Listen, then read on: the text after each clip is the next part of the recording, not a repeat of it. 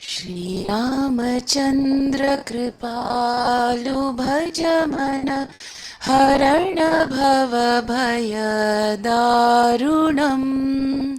Shri Ramachandra Kripalu Bhajamana Harana Bhava Bhaya Darunam.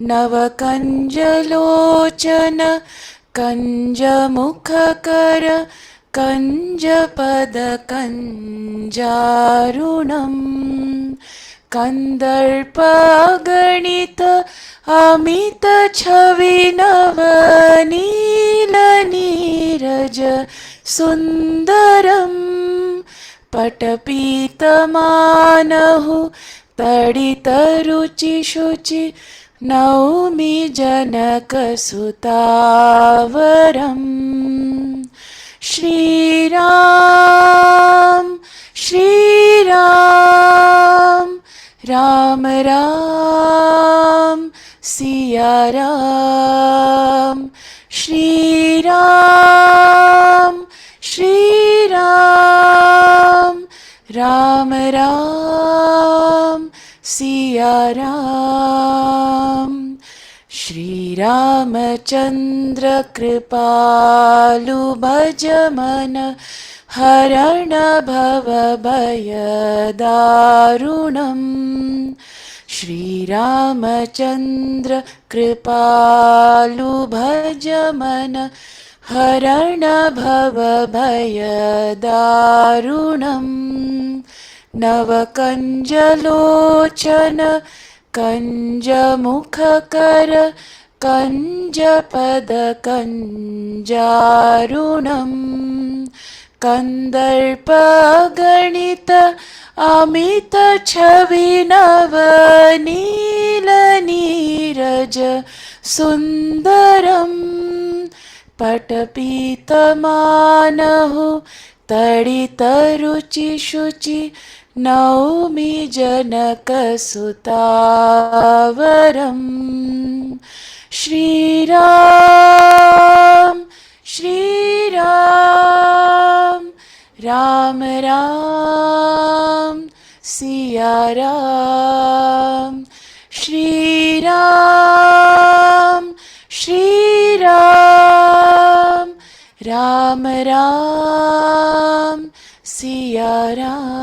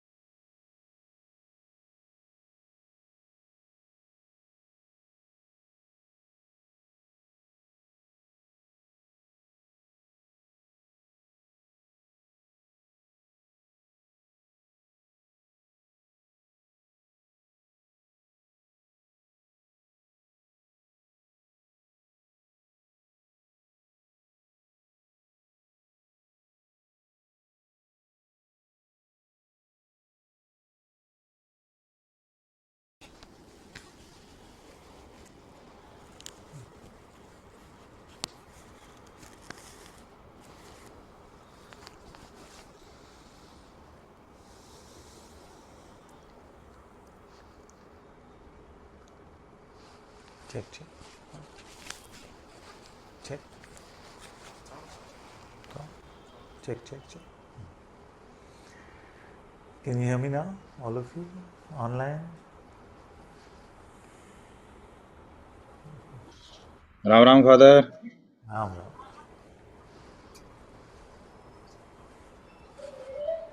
Yes.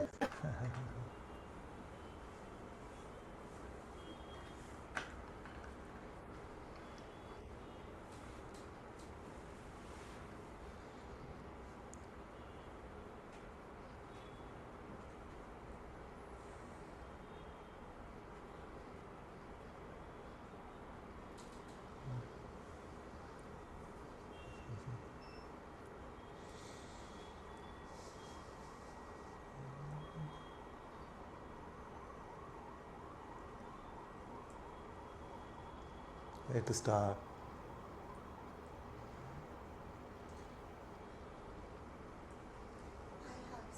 Yes.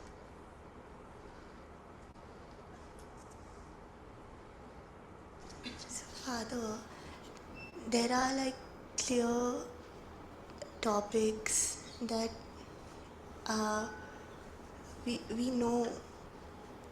I don't know how to say. Let me try to say it Take it. properly. Like I know I love you, Yeah. and the mind. So any such topic, like there could be so many beautiful things in our life, Yes. and the mind has, and these are things that we live by. We live a good life Yes. by these things, and then the mind has the ability to completely, when we give in to Maya, Yes. it has the ability to how it can switch those very things which make our life worth living. Yes. And it has logics which Yes. are completely stupid when you Yes. look, when you're out of Yes. it, and when you're in it, Yes. those logics are so believable. Compelling. And these are topics that they are topics which enable you to live outside Maya. Yes. And yet those same topics the mind has the access, or what do you say, to kind of enter into Yes. that goodness of Yes. God Yes. and then play around Yes. there.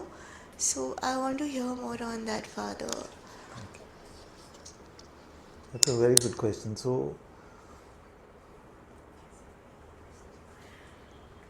like something that is so true in our heart. Love, God is the source of all love. And it's very natural to love uh, the one who is bringing us into his love, into his light. So it's very natural, and in India it's traditional to look at this relationship as father-child, father-son, or father-daughter. In the West, of course, there's many concepts about it, but that it let's say that it's coming naturally in the heart, this particular way. And what do we mean? Uh, what does the love for the Guru mean? The Guru is only reflecting, or as an instrument of God's love, sharing it, sharing it in an unconditional way, so that it can be met probably as the first unconditional love we have felt in our lives. You see, because Kierkegaard said love is love only when it is about God. You see, a godless love is not love at all. So, the one in our lives who's relentlessly attempting to bring us to loving God, it is very natural for that love to be there. So, like you said, we know this so clearly in our heart. Then, what happens in Maya is that Maya will present us things, present all of us situations, things, concepts, narratives, which seem so compelling. It seems so compelling that we feel like I want to run away from God, I want to run away from truth, I want to lead a life of this me. And in all our lives, those who are truly seeking to love God in their own heart, in all their lives they'll be presented with so many situations in in Maya, attempting to pull them outwards, to pull them into into the world, into a phenomenal play, to take the phenomenal play to be reality, isn't it? Now, when that comes, we take God's name or we do the self-inquiry, so that we cut the hold of Maya in that moment, and Maya is Maya. So how do you know if you're in Maya? It seems very difficult, but if you just ask this question, what is this about? Is this godly or about Maya? Who is this about? We know. Like if we check in sincerely even for a second, we know this there is me at the center or truly about love for God.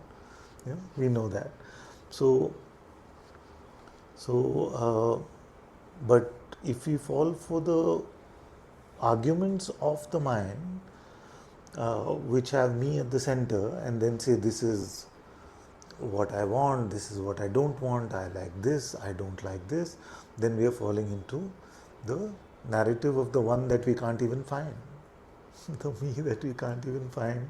So we take the one that we can't find to be our reality, and the one who's ever present to be something which is too far-fetched, mysterious, never to be found.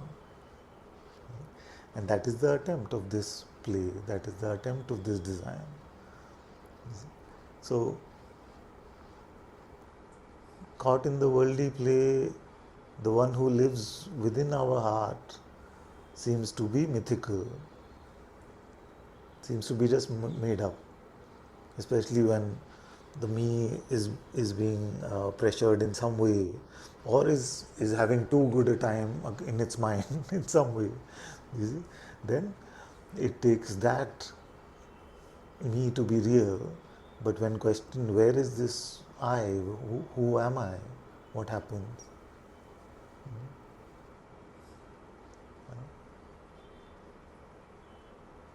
Who is this me at the center? You see? So all spiritual truths are forgotten in Maya.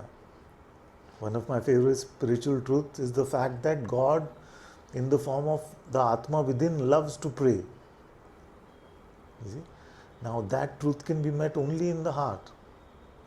Like you can meet it as a concept and say how poetic, how beautiful, he loves to pray. But somebody says, do you have actual insight about this? You say, no, I don't actually have insight about this. You see? Then how can you find that insight? You find it in your heart.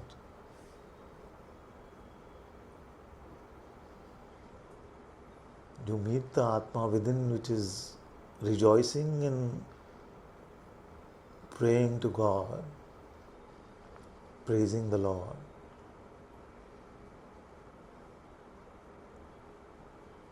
Remembering God tirelessly, loving God tirelessly.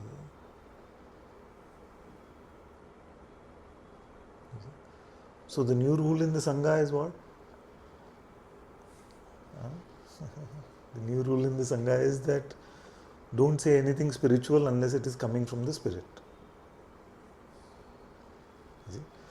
Because we don't need mind conceptualization of spirituality, then often used to not to love but to play one-upmanship, do I know better, you know less. So if all of us are spiritual, then spiritual means that we have access to the Atma. So wait for the Atma to use you and allow that Atma to share.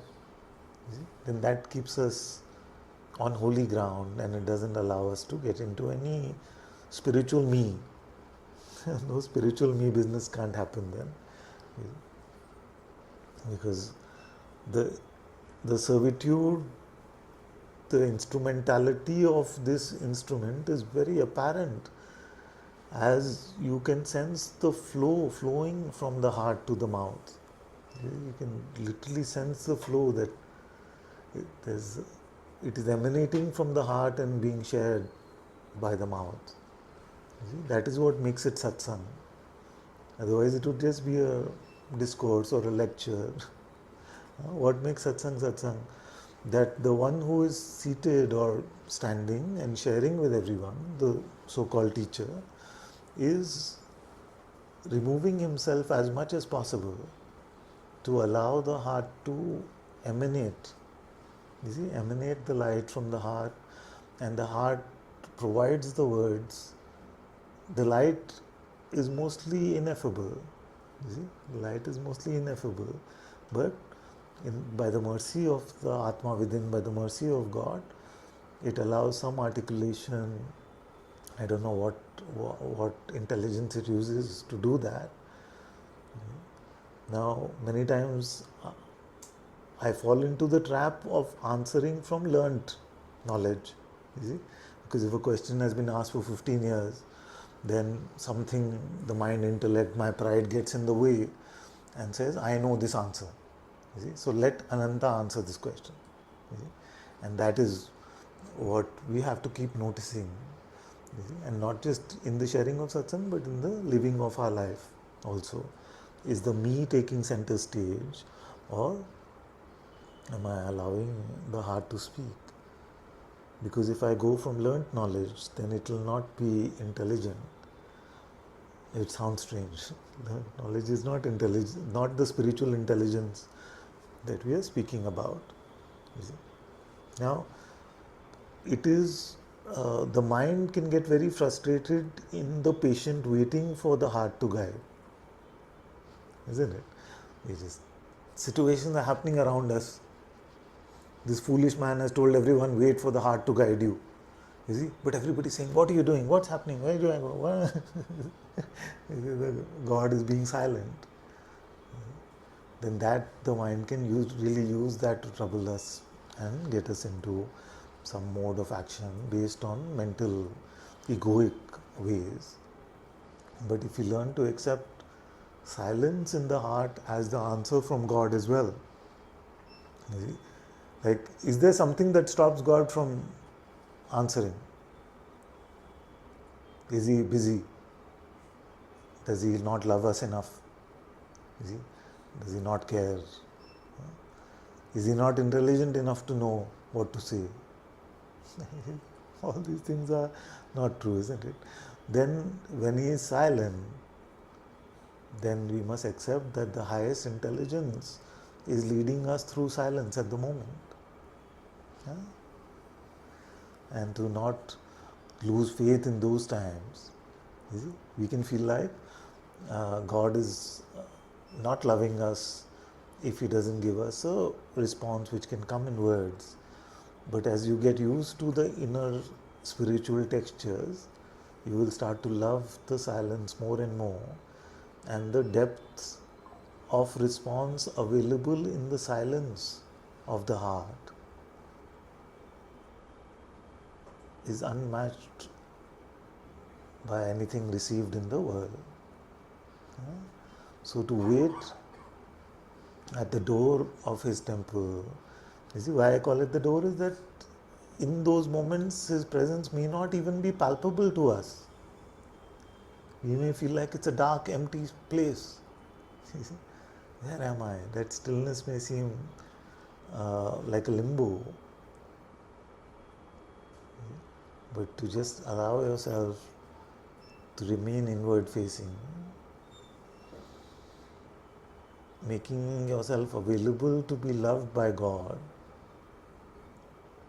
is to love God.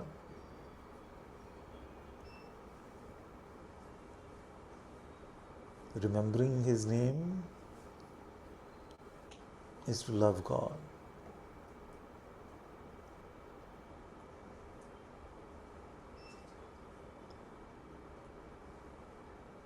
Okay? So what is the truth of the matter actually? The truth of the matter is that the Supreme Lord of the universe is always here. You see?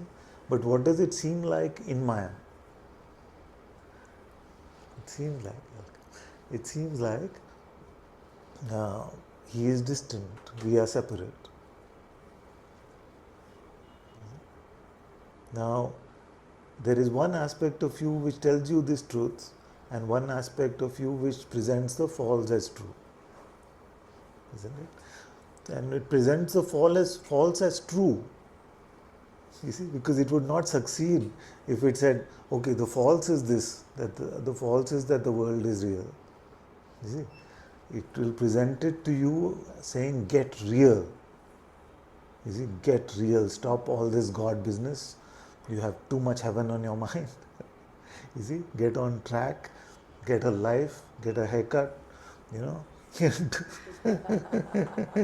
get things sorted and pull your life together. You have a job, you have responsibilities, you are this person. Stop this God business. You see, and it present a very compelling argument. You see, it present a very compelling argument. Get real, the serpent says. You see, the serpent says, get real. You are this bunch of food that you've eaten, this bucket of flesh and blood. You see, get real. It presents the most unreal nonsense in the authoritative guise of reality, and because it presents it so convincingly, then we take it to be reality. You see? But as we deepen in our love for God and we commit to ourselves that we are interested only in God, then it's compelling arguments about you are this body mind, do this and do that, and you must focus on feeding this me which is not even to be found. Then those arguments start to feel lighter and lighter. They no longer feel like they are so true. You see? So Maya will always present itself to be the right way. You see? It is not that one which is going to say, come, this is the wrong way, but it will be fun. You see, that is our idea of Maya, isn't it? Our idea of Maya will be like, because we fall into those traps, so we feel like it is only that it will say, no, this is all wrong, but it's fun, come. Even cartoons growing up, you see, when it would say two sides, one angel would be on one side, one devil would be on one side, or the conscience would be on one side, and the serpent's voice would be on the other side. They'll say, come. You see? But in this case, it is very righteous.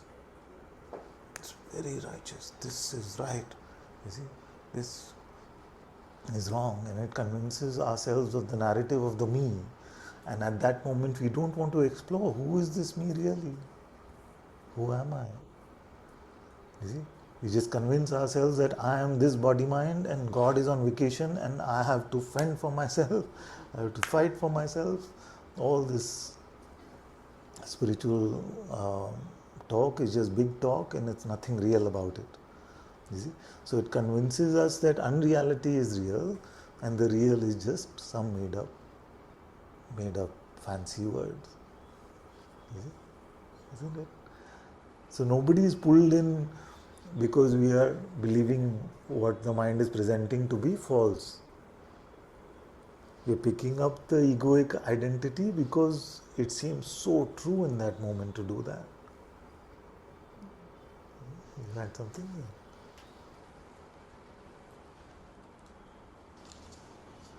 So, Father,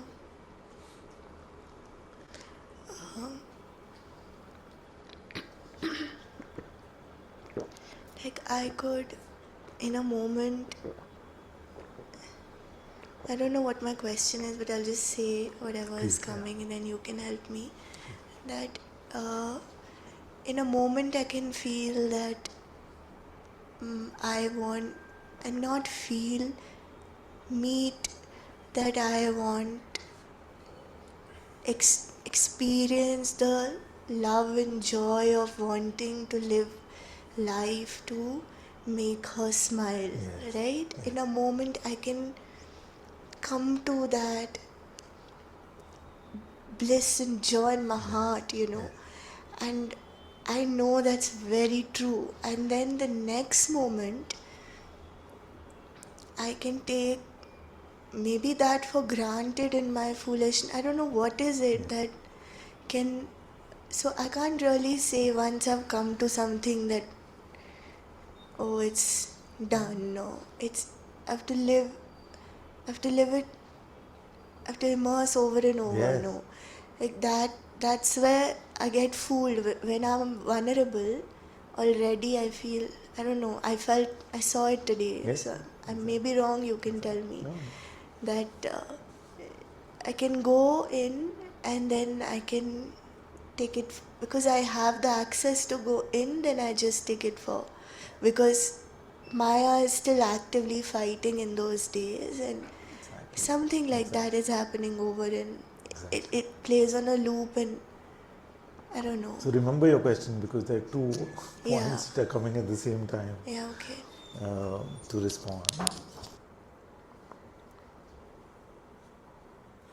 What often happens that it's like, okay, let's look at it this way. You see, look at it this way, that I'm making up imagery, okay? It's not imagery. So I'm just using that to illustrate the point. Suppose you go into your heart and you see Vitala's face. You see, I'm just making up imagery, please, so don't imagine anything at all. You see, but suppose that you see Vitala's face. Then what is our tendency at the moment? That I saw Vitala's face, what happened to me? You see, what is its impact on me? Am I feeling a lot of love? Have I vanished? Am I still here? You see, so we bring the me back. And then when that becomes too much suffering, we say, okay, now where do I have to go? I have to go, hopefully, I go back to my heart, and there I find God's face. And then I'm enjoying that till I want to get back into the me mode and say, what is now? What does this mean for me? What happened to me? You see, we want to put. So my encouragement is to just, if God's face is away, and I'm using the word face metaphorically. So if His face is available to you, His body is the entire universe, and his face is available to you in your heart. You see, why will you turn away from that face? I also want to know this. Because I am so amazed at how dumb I am, because I don't know why. Because I know that I also wonder, Father, now why. But that is Maya, no? So Maya makes us silly. I won't be strong enough to use the word dumb, but it makes us silly. It makes us silly. What is silly? We take the what am I calling silly? To take the real to be unreal and take the unreal to be real is silliness. And now I'm seeing, Father, what a huge change, and how I can't tolerate it now, I feel. Very good. I just cannot tolerate. So that is linked with the first point, which is that, so what happens is that, okay, so let me go through some of the tendencies. So many times let me remove the face and thing example, because everybody will start imagining. So imagine diving into your heart like diving into the pool. You see, and you're diving into the pool. When you're underwater, then you're mostly not thinking about what is happening to you, mostly. No? But when you come back up, you may make a report saying that was so beautiful, that was nice, it worked, it didn't work, all of this thing.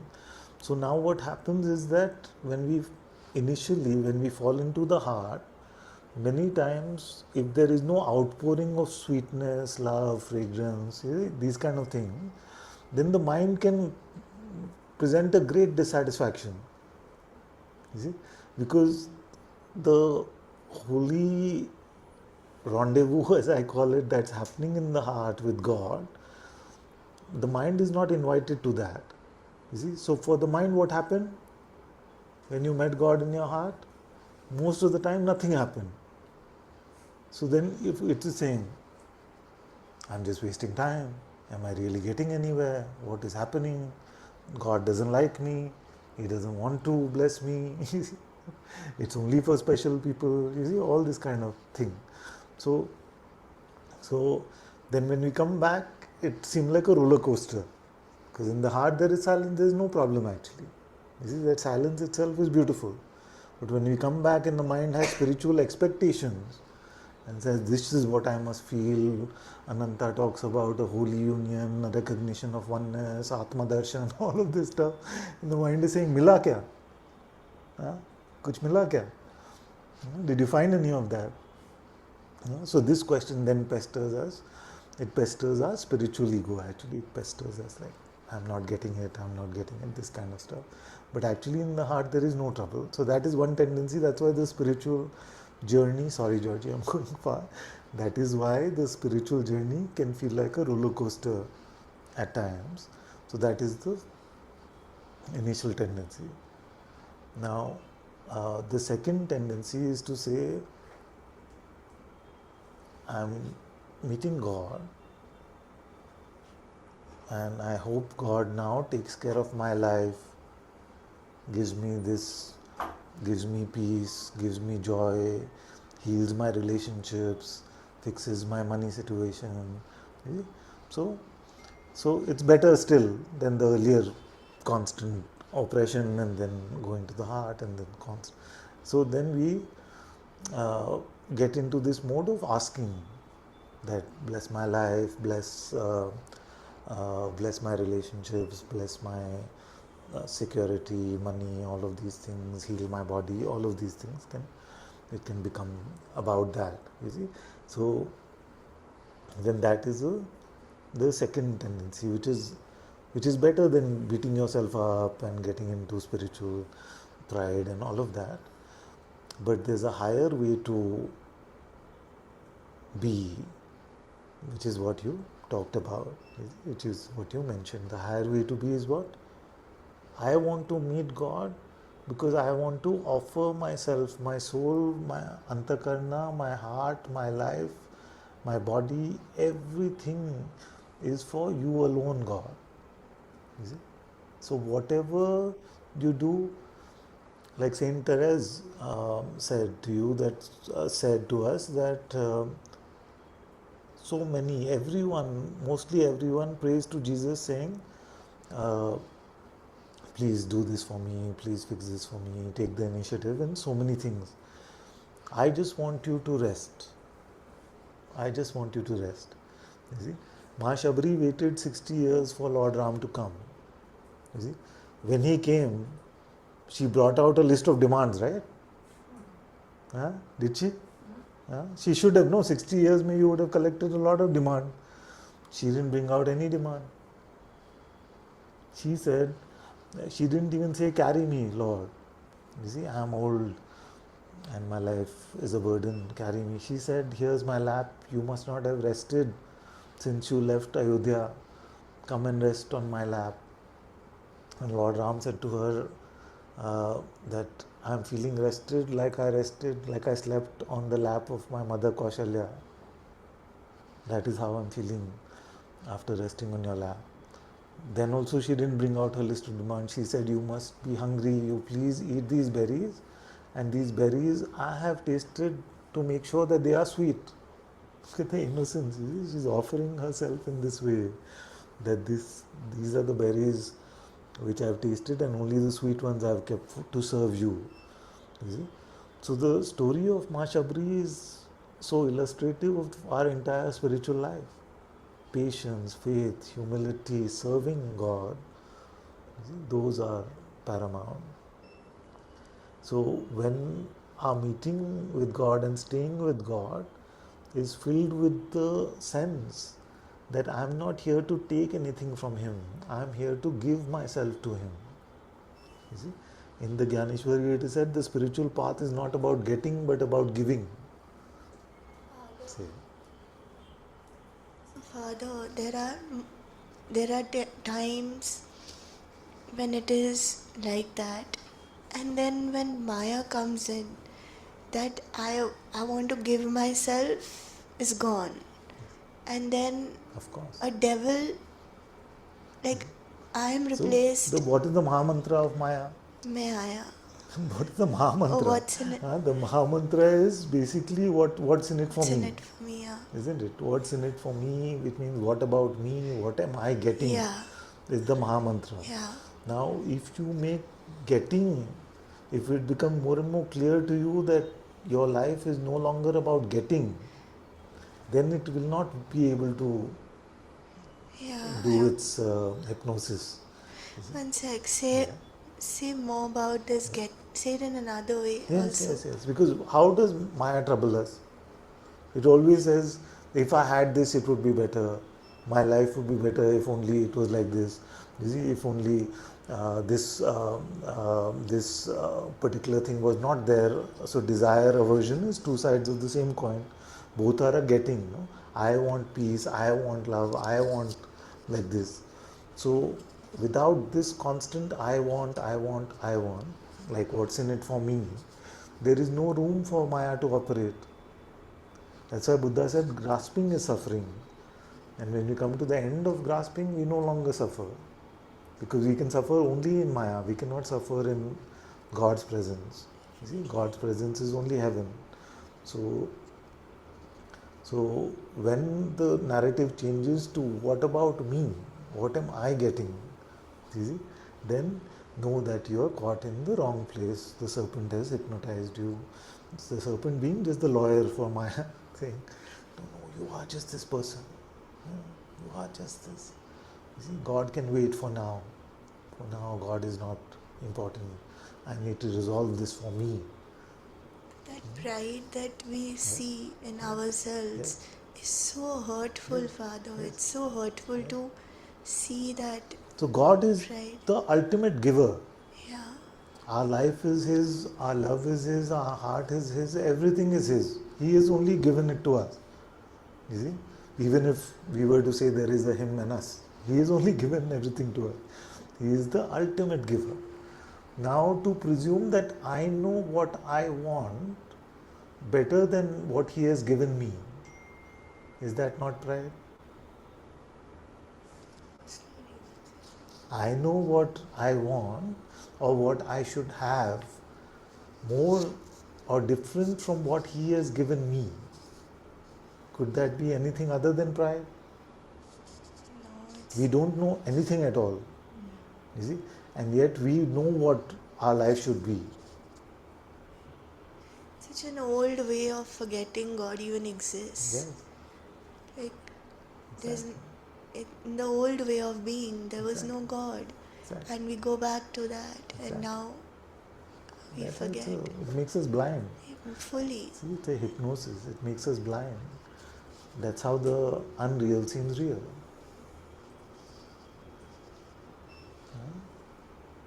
So our constant attempt, once upon hearing this, is to rejoice that He is here, filled with joy, filled with gratitude, filled with faith, filled with humility. We remain with Him in our heart without any expectation of getting. And if some position has to be presented, it has to be about offering. So that then becomes a holy pathway. Now, what would you pay for 1 minute of outer darshan of the Lord? Everything. You see? Now, when you miss 1 minute of inner darshan with the Lord, how expensive is that? Like, what is the worth of that? I'm not putting a price to it. I'm saying it's priceless, beyond any money that can buy, isn't it? Beyond anything can buy. You cannot buy that 1 moment of darshan with all the money in the world.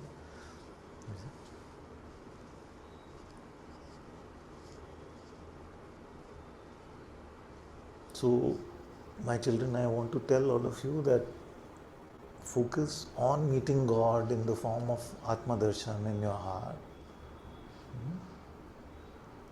Every moment is precious for that project.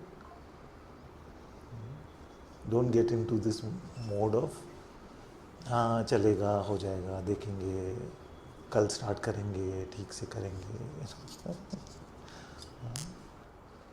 You see? Don't get into a mode of it's all right, it'll happen if it has to, if it is His will, it'll happen. His will, His grace is upon us. Is our own grace upon us? You see?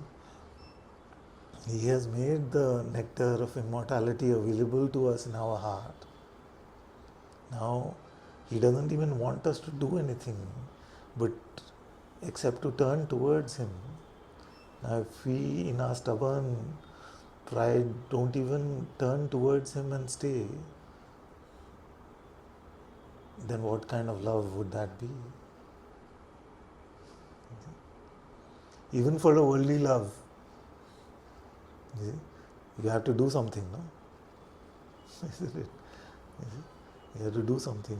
You have to have that courtship. You have to have that period of getting to know each other, take actions to prove your love. Here, what do we have to do to prove our love to him? We just have to turn towards him. We have been told he lives where he lives. He lives in our heart.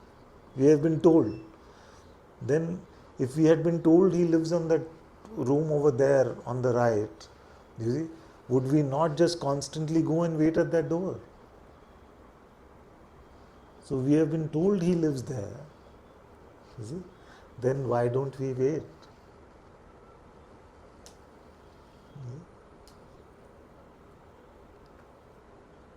And everything on turning on the outside is just made up rubbish about a made up me.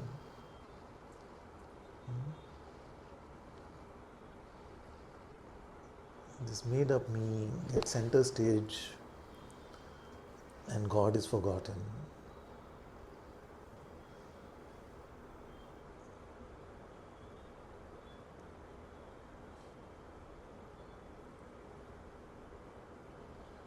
So inquire into who you are, live in remembrance of God constantly. Both will bring you to the same point. And be very miserly with every moment that you spend with the me. Be very tight-fisted about that. Don't give in to Maya that easily. Let it come up with some new things. No, I've been saying this for 15 years. Why you get fooled with the same tricks from Maya? You see? Once a friend, we were walking in Delhi a few years ago, and he saw some note, maybe 50 rupees, 100 rupees on the floor. He bent down to pick that note. Somebody pulled a string, and then so he couldn't get the note. And then we saw these kids had the string and the note tied, and they shouted April Fool's Day. Yeah? Now, our life is becoming an April Fool's life. You see? Because we keep falling for that same note over and over again. You see? At least get the trickster to change its tricks. No? Kabirji said Maya is the Mahathagini. But does she need to be the greatest con artist right now? You see? It doesn't need to be the greatest con artist right now. The same trick is working over and over. You see, the same trick works over and over. The magician doesn't need to come up with new tricks. You see? The hypnotizer doesn't need to do anything special if every time it says me, we are gone in the me. Or it doesn't have to do, you are feeling sleepy, you are nothing, just me. What about me? What's in it for me? In that one recitation of the Maha Mantra for the me, we are gone in the me, but it takes us many malas to go to Ram, to God. So let's make life more difficult for the trickster. It steals our moments by inserting me everywhere. Why don't we steal its moments by stealing them by saying God, Ram, Radha, Krishna.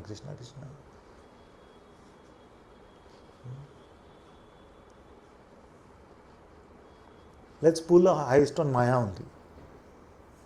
Yeah? Pull a heist on Maya. How to do it? First, don't allow it to steal your moments. If it has got you and you notice it has got you, don't get into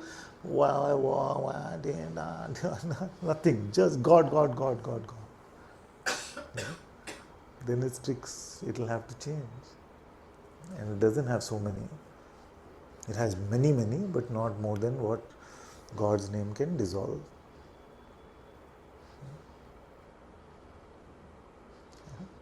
Clear?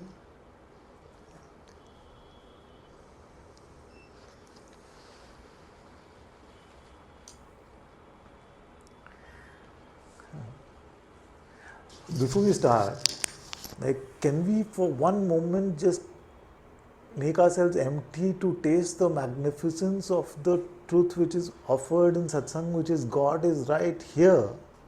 that God is right here, living where? Within you, in your heart, not within this body, but within yourself. You see? Because many times these words just become words. And the magnificence of what is being shared is lost. You see? He is here. She, he, whichever way you want to refer to God, is here.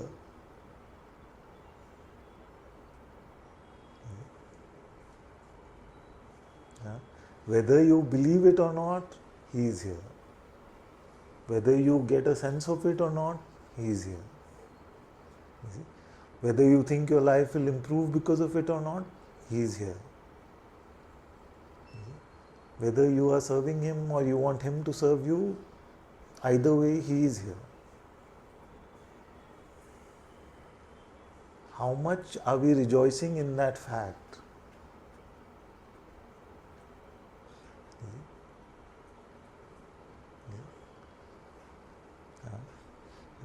So some of you children call me father, some of you call me guru, some of you call me friend. In whichever way, whatever is if there is any credibility from here, let that credibility be spent on this fact of God's here-ness.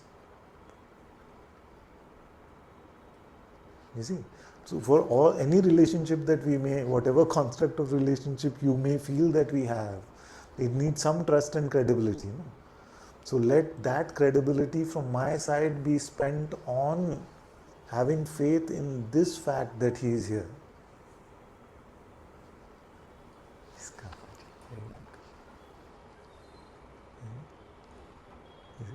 Because without this fundamental commonality in our relationship, in what way am I your father, friend, guru, whichever label you would like to use? You see?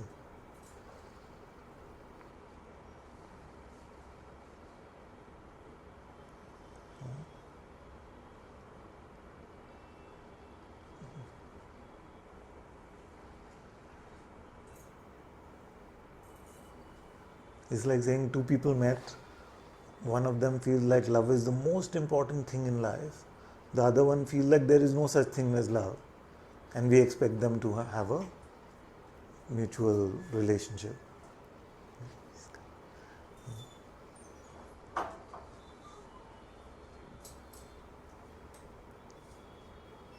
So even if you feel like you're listening to this one as a hobby, you see, you're still wasting some time on it, isn't it? So if you're wasting some time on it, the main thing that I'm telling you is that contrary to what your senses and what your mind may be saying, the fact is that God is here in your heart. You see? The fact is that God is here in your heart, and therefore our life must be a celebration of His presence.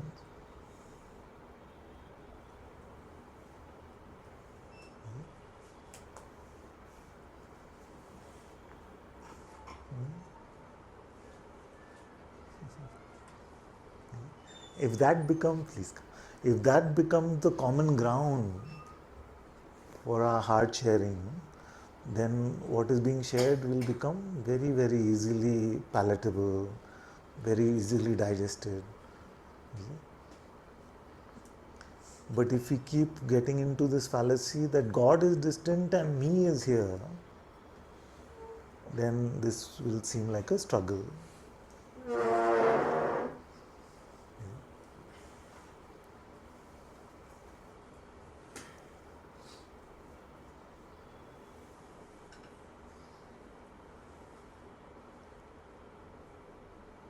How will the non-existent frog jump across the river?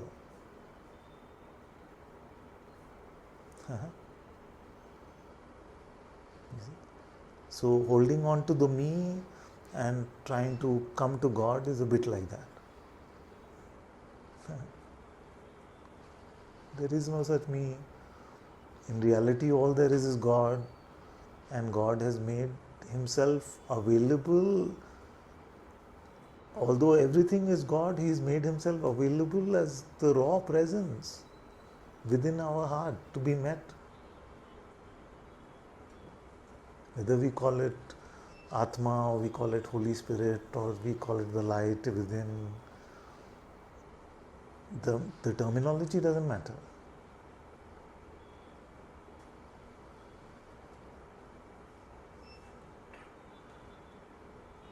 So if you look at the lives of the sages, whatever their outer expression may be, they're constantly in awe of that fact. They're constantly in this Jai Shri Ram, because He's here, no? Because He's here, what else can we do? We can just glorify Him, we can love Him, everything is so full of Him.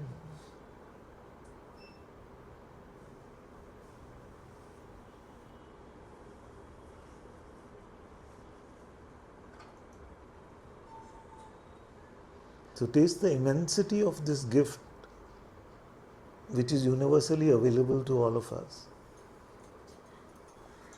And yet it is mostly forgotten.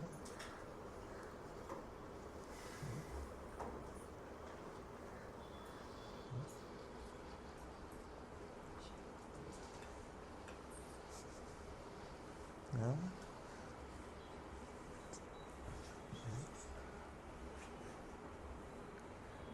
In a way, it's like what Gyaneshwarji said. He said that his name, to take his name, is just so simple. Just so simple. And yet, there's a very rare one who does it.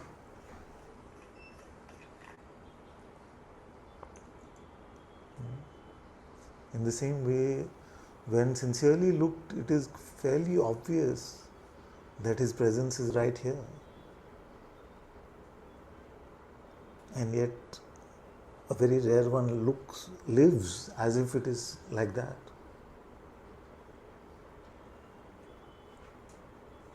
Isn't it?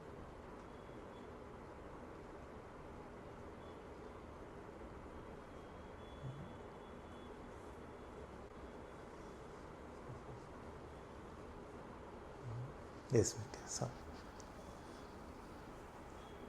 Did I blast the question now? No. Actually, it's not relevant. You can ask, it's okay. Because many times it happens like that, and then later it comes back.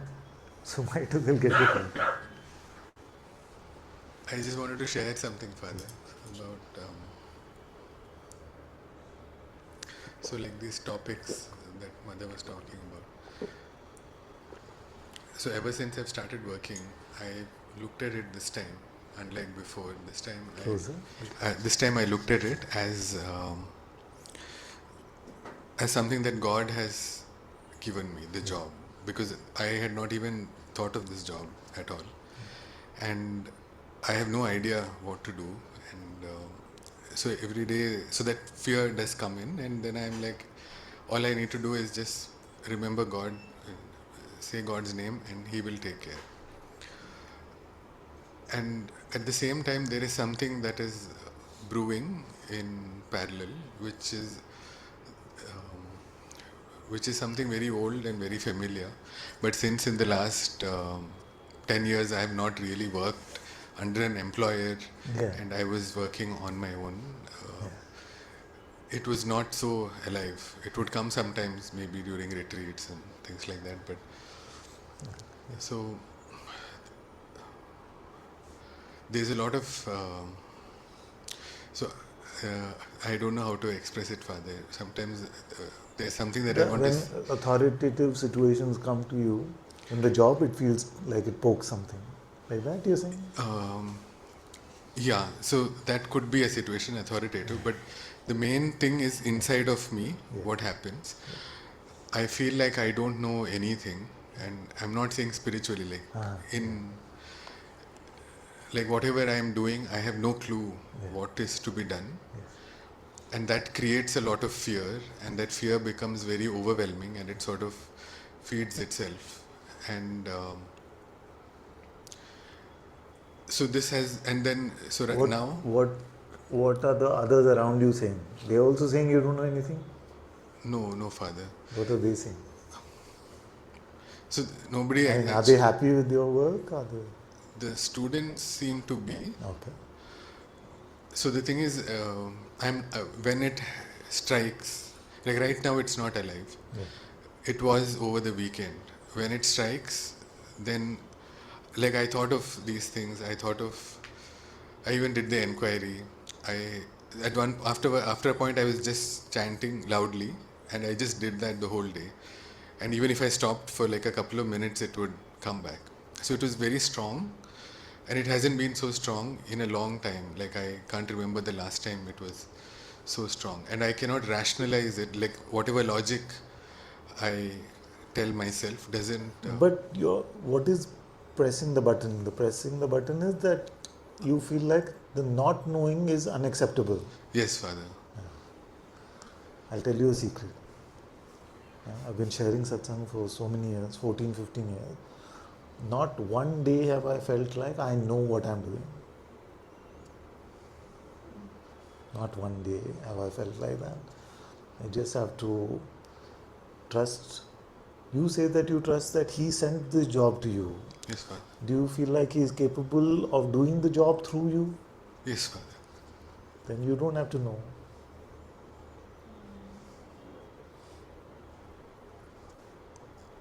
Okay, Father.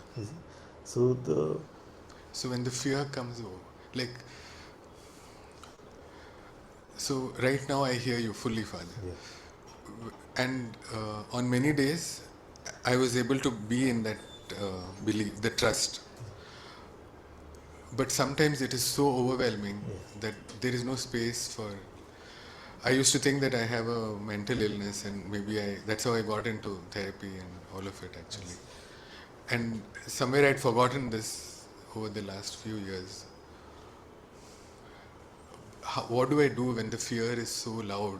Just try to take God's name and offer the fear to God. Offer yourself to God. Say that, Lord, here's the fearful one again, and this is the one that I want to surrender at your feet. So thank you for this opportunity to surrender this one at your feet, because if it didn't come at this time, then it seems elusive to spot. Yes, Father. You see? Yeah. Then it comes like this when there's fear or there's pride or there's anger. You see? Pride maybe not so much, it's not so visible, but these other things are easier to spot. So use every opportunity that you can, that you remember this, that you remember to do this, to offer the fear, but also the apparent shape of the fearful one. You see, whose shape is like a person who's non-existent, it's like a ghost. So whatever you're feeling, that contractive shape within yourself, just offer that to God and say, I offer this one at you, to you, and be grateful for the opportunity that it came. You know? So that many times the thief doesn't show up when it's time to go to the police station. You know? The thief is not showing up. So now, the minute the thief shows up, you go to the police station and say, this is the one. This is the one. I'm bringing him to be surrendered, arrested by you. Yes, Like that. Then these times, instead of becoming oppressive, then they become a holy reminder for us to surrender. And it becomes very clear, because the witness remains untouched through the play of this appearance. You see? But the one, our, let's call it highest intellect, is reminded that what to do in this situation is to surrender, reminded from the heart. So then we use that as an opportunity to surrender. You know? So then every time it comes, it becomes like, you came, okay, good, God, please, this is the one. You see? Yes, This is the one that I want to surrender. Try it. Thank you, Father. Thank you.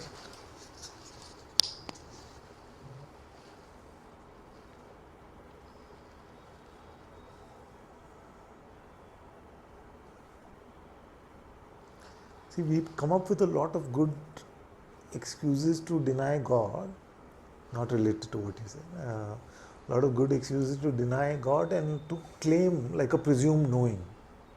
You see? So, for years again, I have asked this question: anyone knows how to move a finger? You see? So then, but people say, yeah, see, I'll do it. You see? So then you say, but how did you move it? You say, some neurons got fired in my brain, activated the nervous system, the nerve got activated, it sent the signal like that. So then the question is, anyone knows how to fire a single neuron? Nobody knows. You see? Now, a scientist will say, but I have tacit knowledge. Like, I don't know how that knowledge moves, but I'm able to maneuver because I have this tacit knowledge. Now, that what do we know what tacit knowledge is? It's just a word that explains it away. You see?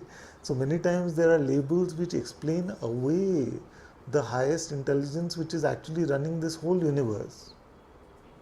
And we think we know how, just because we have the label for it. You see? How is all this beauty around us? Nature. It's a dominant thing to say nature. What is nature? Has anybody met nature? You see, we just found a label to express the intelligence that is available in organisms around us, and we say it is nature that does it. But what is nature? You see? So when we get deeper into these questions, so okay, this happens because the speed of light is this, it is a constant, it doesn't change, and there can be nothing faster, or there can be, but then time would stop, all this thing. But nobody says, so who made it like that? Where did the intelligence come into the design of light, which it has to have this speed, or it has to be like this? Who made all this so-called space-time continuum? And some of us, like I was happier to admit that all this intelligence comes from a no intelligence, from a sheer, stark, empty, like the whole example, idea of the Big Bang. You see, that all comes from nothing. And what is being said in Vedanta is that all comes from no thing. You see, that's a big difference. The supremely intelligent no thing, which then passes on a part of itself to the thing. You see?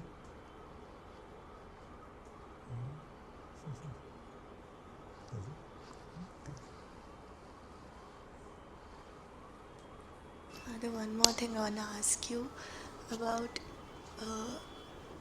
So, my mind gives a story, and it can be a random story or a random story. Random. It can just give any kind of Yeah. stories. And that time, because we were talking about this, I want to look at it about the interest in the story Yeah. versus my wish to stay with God in that Yes, moment, yes, right? exactly. So, like when that story is playing out, no matter what it is, no matter what the conditioning is, no matter what it is my interest Yeah. which is perpetuating it. My interest continues it, and my interest, my disinterest can cut it. Absolutely. Right? So, Meera, you're a terrible mountain climber. Terrible mountain climber. Everybody's a bit scared, don't they? So, why I'm saying that? No interest in mountain climbing doesn't hurt.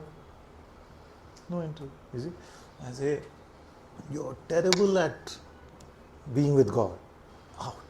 I say, okay, because then something holds on to, or you tell a mother you're a terrible mother. That's become core to the identity, and it's very difficult to, you see. So So, but if somebody was climbing Everest every 3 years, and you say to them, "You're a terrible mountain climber," you see, like, "I'm out of here. I can't sit through this. You see, I'm not here to get abused in this way," like that, isn't it? Why? Same words, same pattern, same language, same everything. What is the difference? Identity is attached. Identity is attached. So that identity, what we identify with, is what we are interested in. So what did Jesus say? Our heart will be where our treasure is. Because in this, our treasure, our identity is not just in like bigger topics. Yeah. They are also in these mundane kind of stories which are running, and they are Under the so, mundane story, there is a bigger topic. yeah. I'm seeing now, Father, today, like it's so evident what's happening that And the bigger topic is, what about me?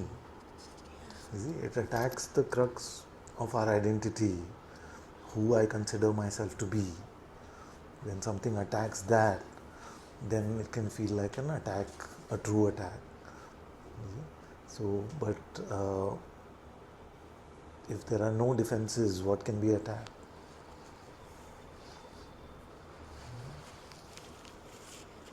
In the sense that in God's presence, do we need to put up any defenses that can be attacked? In fact, it's the absence of those defenses which allows us to be in God's presence. The absence of any grasping. It is a sheer letting go. It allows us the sheer vulnerability of that letting go. Allows God to pull us into the heart. Isn't it? But we become hardened in identity. We become hardened in position. We become hardened like that. Then we lose the innocence and we are not able to remain with God or be pulled into God. That's why any of these positions, identity, we have to be very vigilant towards. We can't carry any of them to the heart temple. That's clear? You see? When you taste the heart temple, you see that there is no me here. You don't remember, you cannot remember your name. You don't remember the gender of the body. You see, you don't remember whether this one is old or young that started the process. None of that is there. You're so empty of identity over there. It's just the holiness of the Antakarna, which is meeting the source of all holiness, which is God's presence itself. You see? Now, we cannot take any identity there. You see? We cannot bring anything there. So then, when we latch on to an identity, we cannot be there. You see? When we get attracted to an identity, we cannot be there. Even if we know that I am sitting at the door of the heart temple, we cannot be there. Even this explanation we have to lose. Every explanation has to be lost. That it is called a stillness also has to be forgotten. That it is called a silence also has to be forgotten. We just go so empty of ourselves, where the Atma Darshan can happen, where the Atma Gyan is received. That's why my constant pushing all of you is really, it's become like, is this worth it now? Like what you're doing now, not now, but when I'm pushing you like that, like what you're doing now with the emphasis on the me, is it really worth it? On the spiritual path, is it really worth it?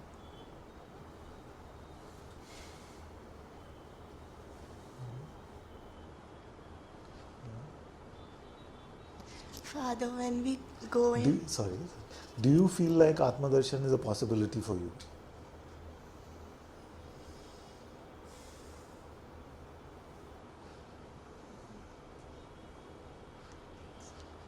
Please celebrate that fact. It is a possibility for all of us. God has made it universally available. See? God has made Himself universally available in the form of the Atma within. And through the Atma within, in His Saguna Swarupa and as well as the insight into the Nirguna. Universally available. You see? Now, because he is universally available, in rejoicing that fact, you see, we must then not fall for anything which takes us on the opposite road. You see? And every time we hold on to the me and we latch on to the me, we are running in the opposite direction. Isn't it? So remember, the possibility of that is so much here. Is so much here with all of you. You see, with all our brothers and sisters.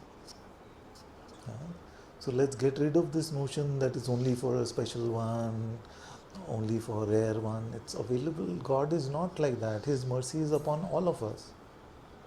You see? So He is there right here for you. It's only a question of continuing to make yourself available to Him, and He in His mercy. So wasn't Ramji very unfair? He met Ahilya first and then Ahilya first, then met Kevat, then he met Ma Shabri, who has been waiting 60 years. How unfair of him, no? Why not? He cannot, only he knows. So all these things, fairness, unfairness, cannot apply to the very creator of all of this. He has only made fair right and unfair wrong. You see, He has only made all this universal morality. All of this is because of Him alone. You see? So then we cannot have a question about when it should happen for us, whether it will happen to us or not. All of these things are not. We just live and rejoice in that faith that He has given Himself to us in our heart, and He will one day give us a very direct opportunity, palpable opportunity to make ourselves in service to Him. Yeah? So, good, dear? Yeah. So this, as long as you remember that only my identity can be used by Maya to pull me out of God, and my identity only survives as long as I'm interested in it. You see? If you just empty yourself of that, and if there is going to be an interest, let your only interest be God. Father, I feel like I have not. I want to just say it because I want to. Yeah. I have not till now taken it as seriously as I should to not go with this person, Yeah.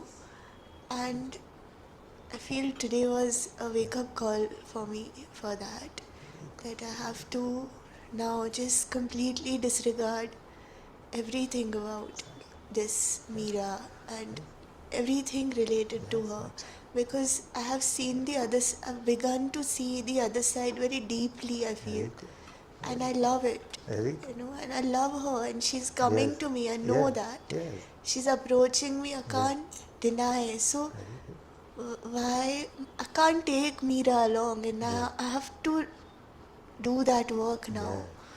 I will do that, Father, now. Very good. So happy to hear. So happy to hear. It is true that many times, most times, Maya seems to fight back hard when we get deeper into our heart. So we have to keep at it, we have to go through. That's why tapasya is so important. Go through the heat of facing the pull of egoic identity and not succumb to it and remain in joy of God's presence is the literal definition of spiritual practice. And it's coming, like you said, it comes in a very, like, its nature is very stale. Yes. It's a very habituated, stale Exactly. nature it has. Like, that's the way it gets me. Exactly. In a, What you finding in your heart, compare that to if this me got everything it wanted. it, there's no It's a comparison. different universe. Yeah, it's not Exactly. of this world Exactly. at all. Exactly. I know that. Exactly. I have no doubt about that now. But I'm so habituated to fulfilling this Mira's, Yes. my my dirt. I'm so habituated, I feel. So, I want to so break rejoice out. in seeing it. Yeah. Rejoice in the fact that you're seeing it and you can offer it to God rather Yeah. than getting into any despair. Yeah, I won't. Just don't get into any despair, because then despair is that would also mean that I have to do this in my own strength. Yeah. Rejoice in the fact that I just have to turn to him, turn to her, in your case, and then as you turn to her, then she will make sure that everything is done. Yeah, because it's not there then. Yeah. These things are not there then. And as you get used to living in that there, where the false is not there, Yeah. you see, then that becomes a natural way to live. Yeah. So what happens is that, although when I started sharing satsang, I would have said if you just let go of yourself, you will land up in the true place of your heart. Just let go. But what I notice is that many of you, when you just try to let go, you are not vigilant to Maya's attempts to go. But he was a little rude to me, no? What do you think? Don't you think he was a little rude? Nah. You see, it'll start like that. Second time when it comes, yeah, he was quite rude to me. Then third time, he's not a good person. You see? Fourth time, I hate men. Fifth time, no relationships ever are possible. You see? So how it went from, nah, what is it? You see? So it just builds up. You see, it just that the gossipy friend. It's exactly. The gossipy friend in your ear who starts off with, what did you feel? I'm feeling very good. All is good. But didn't you feel like she was a bit, oh, yeah, now that you mention it, then after 10 minutes, everybody is just like in that, yeah, she was like this only, she was like that only. This is the battle, no? We are in. This is Yeah. the battle, no? Yeah, because the trickster doesn't come and tell you that, yeah, I'm here to trick you. It's saying, I'm looking after you, I'm looking after your best interest. You see? So let's make judgments about everybody. Let's make safe compartments. Let's have special relationships. Let's do all of this basically as a defense mechanism. But the one who is pretending to be your best friend in your head is actually removing all openness, and the most importantly is removing the openness so that God's love cannot be met.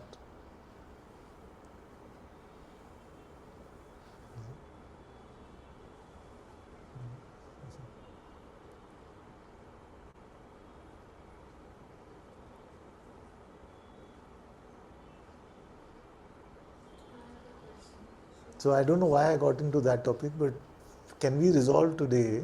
Please remember, like anytime we resolve, we'll forget. So can we resolve today that gossip is never healthy and we will never gossip again? Yes? If something has to be shared, share it with love, with the brother or sister, openly. But we are not going to gossip behind anyone's back. We are going to be also extremely careful when we say, no, we were just talking in love, we were just concerned. So, but you know the smell of it in your heart, and at least don't fool yourselves. It may seem like, what am I saying after talking about such great things of God's magnificence, His life and presence in our heart? He's talking about gossip. It's become like a moral science lecture, but it's very important. These small things. For sainthood, you don't need to do big miracles. These tiny miracles, if you can just do in your life, remove grievances, remove resentment, remove gossip, see, or remove irritation, all of these things will go a long way.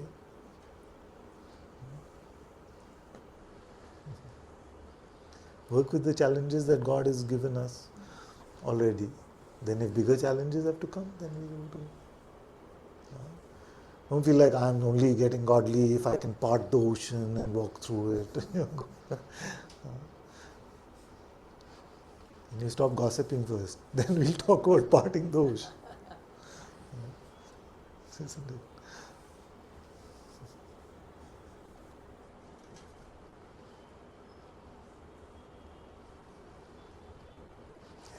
So, Father, I was reading that when I attempt to not, I mean, not go with the mind and to surrender it, then I feel that I need to anchor myself into something. So it's one is God's name or the inquiry, but also sometimes there's a need to, like the attention wants to like fix itself into some spot, like or an image of God simultaneously. So if I'm saying Ram, then can I, from even a memory of a thing, just like say how you had the darshan and it stayed with you, so you can fix your attention on that, right? See, one of the most beautiful things we learned, and I learned from Bhaiji, from Radha Baba, from Swami Ram Sukdaji, is that there is a safe refuge at every level of our antakarna, which is God.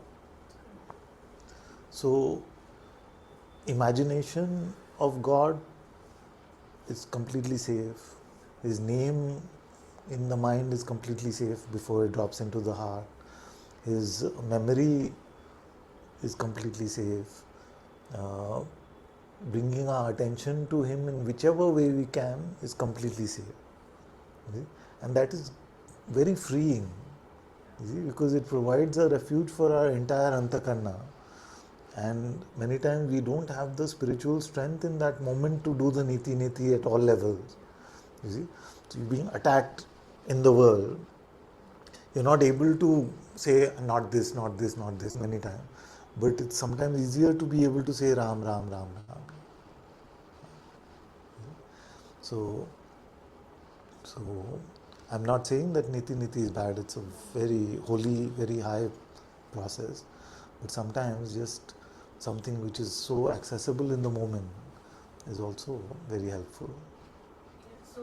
So even if I did that and this is simultaneously some other voice going on, so I've found that if I put my attention somewhere here or just somewhere, like then it helps me to not follow that, or even if doing some physical exercise, because it can't do so many things at one time. Completely fine. Yeah, and so when it was explosive. So Bhaiji says that the Advaitins have figured out that there is poison in the topics, in the narrative. So he says Vishyo mein vish hai. That is beautiful. Now he says that, but only a very rare one can realize that to be empty of topics can also become a topic. Only a very rare one realizes that my attempt at open and empty itself may become the block to open and empty. I am being open and empty is not being open and empty, isn't it? So he said that then in God in His mercy gave us a path which is that in all topics there is poison, except God is the topic. So you can make God the topic, bring your attention to Him. If you feel He lives there, bring it there. If you feel He lives there, bring it there. It's completely fine. It is your intention to be with God that matters at that point. You see? So isn't that such a great gift? You see, because for 10 years I shared about open and empty alone, like almost exclusively. And I realized that it seems to be very tough somehow, although on the face of it, it sounds so easy. Just be empty. don't grasp onto anything. And then when this came as a bonus, that there is a safe topic, which is the name of God, which is remembering God, I felt it's a great gift to share. I felt it's a great gift to share. And in my growth as a tiny, foolish teacher of God, I felt it was an important pointer received from a great sage or a set of great sages to be able to offer this as well. That as long as it is God, God, God, it's fine. It's fine. The mind will say, "Oh, that image is from the past. Now you have to live in the present." I mean, I know now it's a random story, and I just want to check. Even if it's a past image and a feeling which I may have felt, I can still use that one to, doesn't have to be this fresh insight in this moment or something. Right? Just feeling like to cut these loopy stories off and to because it uses your satsang words and makes one more condition of now you're doing it wrong, or I mean I know after hearing what you said around that, surrender this one who's feeling all these stories are right or wrong or whatever. And if you know it is about God, then you cannot go wrong. Thank you for sharing that so that I can say this. Why is it so freeing? Because if it is about God, we can't do it wrong. You see? In the apophatic way, which is the way of negation alone, we may not be able to negate the negation out. Forget it if it's too complex. We may not be able to negate the negation out. In this case, God, God, God. You see? And we had full satsangs where I've shared how in the mechanics of both the processes we brought to the same holy stillness, the same silence, where Bhagwan Sri Ramana Maharishi said we have to abide and we have to stay, is brought. And that's why he spoke about both aspects of the bird, although in the modern world it is more common for us to refer to him as sharing only one aspect of it, which is the path of self-inquiry. But it's not true. He used to share all the pathways.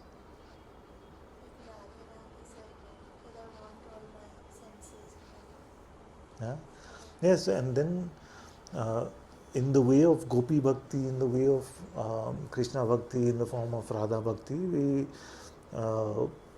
it is taken even a step further, saying that I don't want to be in the no mind. I want my mind to be so full of you that I would never ask for the no mind. I don't want to be empty of emotion. I don't want to negate my emotion. I want my heart to be so full of you, every emotion to vibrate with your holiness. See? That's also such a beautiful pathway. Everything that I see, may it be you. See? I don't want to be free from my senses. I don't want to call all this Maya. You see? But let me see you in everything that I see. Let me think you in everything that I think. Let me feel you in everything that I feel. Let me sense you in every sensation of this body.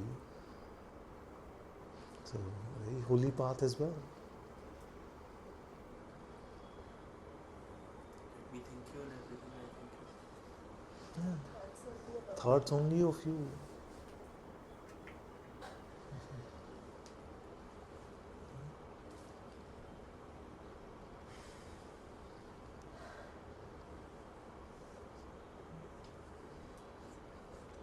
That is the celebration then, no? When everything is him and everything is about him and only seeing him, that's like you said, celebrate because you know God is here.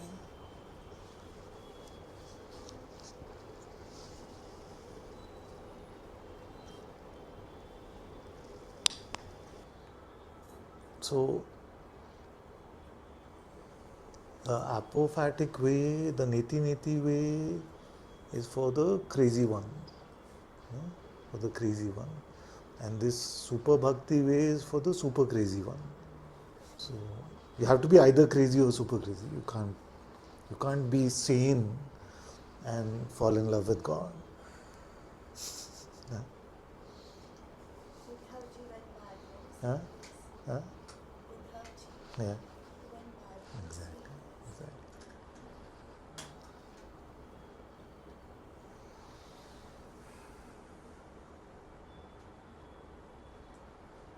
We have to go insane to become truly sane. This sanity by societal standards and worldly standards and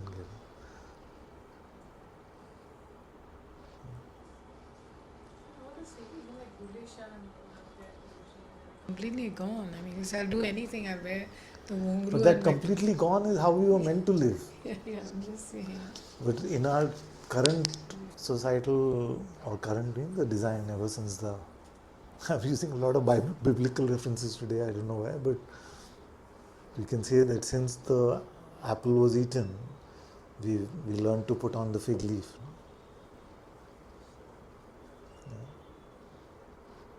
So the fully gone is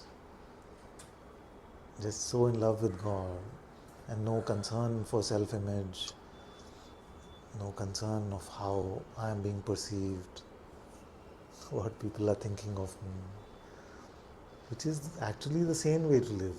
But in the current context, it will seem insane.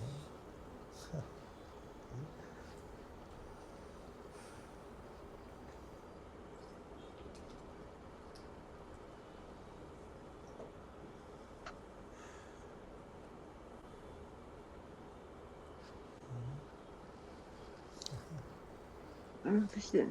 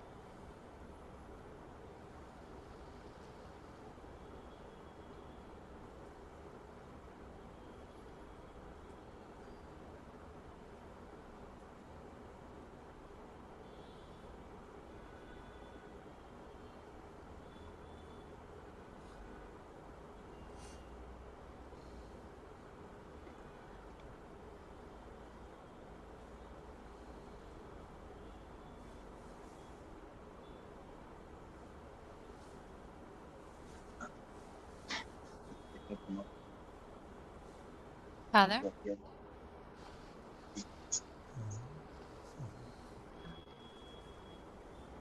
Hi. Oh, need to leave the meeting here. Um, I just felt to come up and say something hard to say, but um, you were talking to Mira, and we're saying this thing about you were saying this thing about how Maya gets in, and it starts with, oh, you said this, and then it ends up with, I'm swearing relationships up forever, something like that. Yes, yeah, Yeah. yeah. So it's very similar to what I've been going through in the past few days. And you know what happened with my family situation in this past few days. Um, and sometimes, like now, I feel that getting to a point where I make a declaration or I feel in my heart, or I don't know, I feel I Make just it, don't make want it. it. I said I don't want these people in my life. They are Not that declaration. Okay. Declaration in your heart would be that, but no, no, God no. is here. No. No, that's why I wanted to. just bring this in front of everyone because Yes. I believe, um, I really believe I don't want them in my life, and I really believe that they're not good people. Um, and it's hard not to believe that. Yeah. Yeah. Well, I have some, I don't know whether this is good news or bad news. But no people by themselves are good or bad. There is no person which is by itself good or bad. Because what layer are we talking about? When we say somebody is not a good person, what Yeah. layer of their existence are we talking about? The manifest layer, the actions. Okay, let's slow down. So, are we talking about the body? No, no, I'm talking about whatever action is manifesting through them. Slowly. So let's go through all the layers. So, we're not talking about the body. The body is just a body, innocent instrument. It is not good or bad by itself. Then, are we talking about the mind? Yeah. You see? Now, is there any mind which is not selfish, not egotistical, not full of me? No, So all but mind, it does right? seem to take over to a harmful Yes, degree in some yes, beings. yes. I agree with you. Completely agree with you. So, uh, then what determines the taking over? The intellect.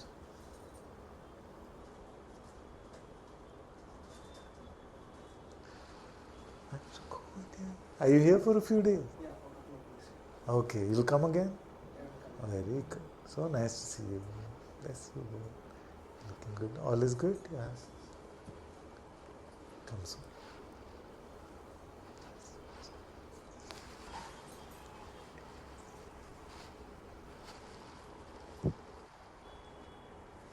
Is it?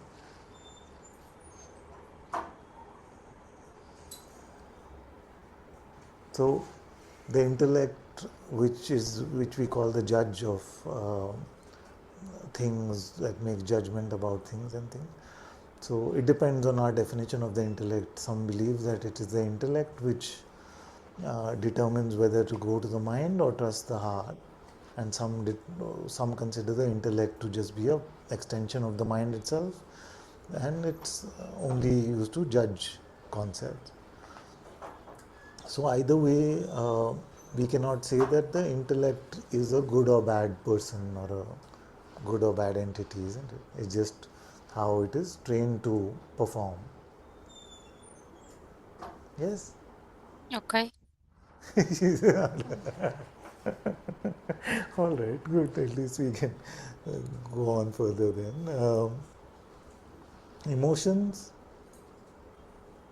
good or bad person to be found in emotions? No, Father. No. And being. No. So, what we are saying is that there is a mind which seems to be filled with a lot more negativity than our mind, and that negativity is believed with the intellect, and that's what makes them a bad person. Huh? Yes, yes. So I'm saying that what we are using to make the determination of badness or goodness of a person is that we are saying that there is a mind which is filled with a lot more negativity, and an intellect which takes that negativity to be true, believe to be true, and then therefore, and actually we can talk about the correlation between belief and action or non-correlation, but it's all right. So let's for the moment say that the actions are a consequence of that belief. Okay? So are we saying that the propensity to believe more negativity makes a person more bad? It's lack of concern for others, lack of compassion. Because the thought is saying me. It is saying what Yeah, about me? I am right, I am correct, they are wrong. yeah, You see? And they're believing that. You see? yeah. They are believing that. Now, would you say that this points to some inherent badness, or would you say that it's like an ignorance, Ignorance. isn't it? You see? So it is just that ignorance. Now, do we know how much ignorance is still left in us? No, there's ignorance in me too. Father, may I say something? Please. Like as we're speaking, I don't think that it's so much about the label. Yeah, I'm not even attached to calling them bad or good people. I yeah, think it's more what I am more attached to and what I want to bring to you is, yeah, um,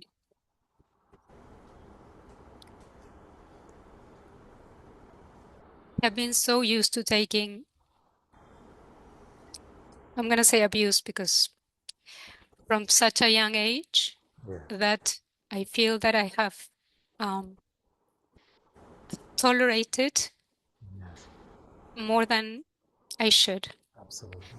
And, um, last week, the actions were so in my face and so clear to everyone that I spoke to, did not come from a good place, that that I felt that it's time, which I felt before, but maybe I felt more vividly now, that it's time that I don't that I do my best to separate from these beings because they are not my people. And so this is what I'm more attached to. Yes. Thank you for clarifying that. So we'll quickly end that previous point and come to this one, which is more important to you. So the just that point I was trying to make is that it is not uh, that somebody inherently is bad or good. They just got caught up in some very negative conditioning, Yes, and I know. I even came to the yeah, conclusion that I even felt bad for my brother for like yeah, I've been feeling bad for him for the first time probably in my life because I realized that he doesn't know. He doesn't he he doesn't. cannot he cannot. Yes, Yeah. yes, and when we realize that we have this great opportunity to spend our life in the heaven called God's presence. Yeah. And in this case, your literal brothers and sisters don't have that opportunity at the moment. They are not Yeah. open to such a possibility. Then we can only feel compassion for them, and we can only pray to God that they open up beyond the strength of their egoic identity being predominant in their lives at the moment. May by some grace they open up and become uh, open to the higher possibility of love, compassion, kindness, humility. Because the more we are trapped in this me, all of these virtues are long, very distant. You see? Mm. And all their expressions become compassionless, humilityless, full of pride, full of all of these absence of virtues. So let us be, let us see that we are so blessed by God. Let us also see that we could have been them. We could have Yeah. been them, but by God's grace, He has kept us on His holy path. And let Yeah. us pray for them. Uh, it doesn't have to be from a close proximity. I'm not asking you at all to immerse yourself in an environment which you are calling abusive. And I don't Okay. want any of my children to be subject to abuse. And because uh, in for a lot of you, you need to be on a pathway which gives you the space to remain in your heart temple, and you don't have to necessarily engage in things which keep pulling you out from that. So if your Okay, heart so is, is it okay, Father? Um, yes, it's okay, Father, Because sometimes when I hear you speak, you come from such a pure space where I feel that you're saying to us that we must be above and beyond all things. And let me just give a second to try to convey what I'm trying to say.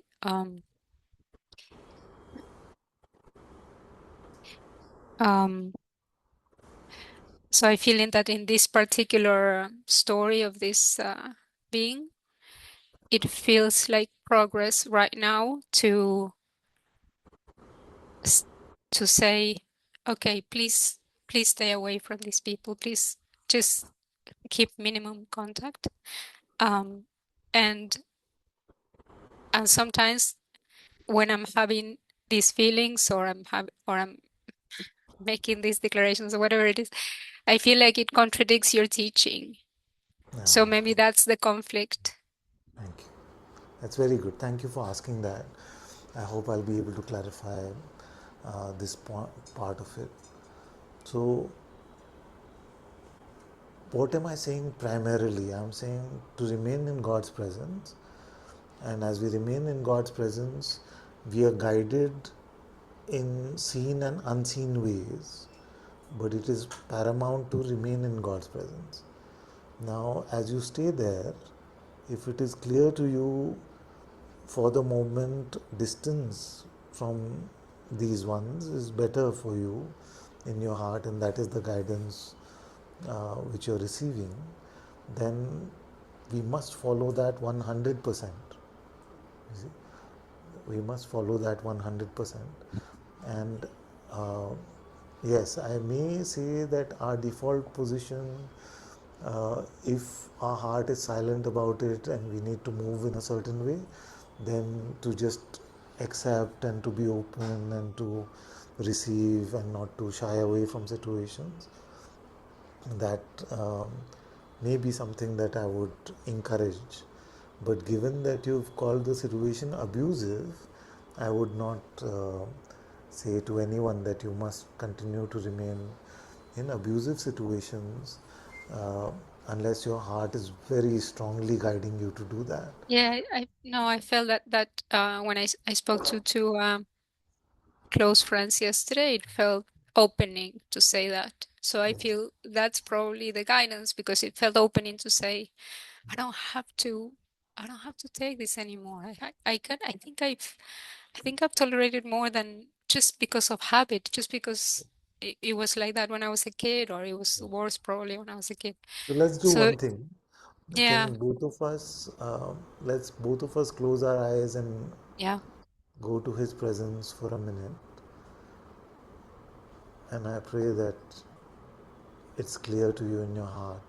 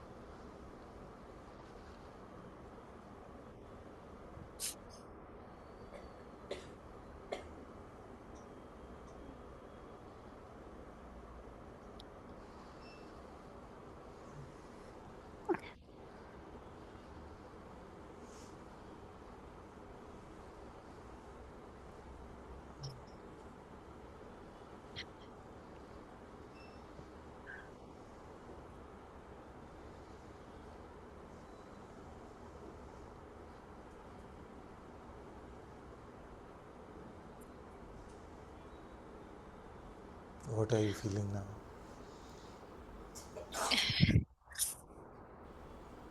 It's the love and the refuge of God. Very good. Isn't that so wonderful that we have this holy sanctuary? In this holy sanctuary, not only are we guided to God's reality, His Saguna presence, His Nirguna reality, but also we are guided step by step like little children in this world about how to lead our lives.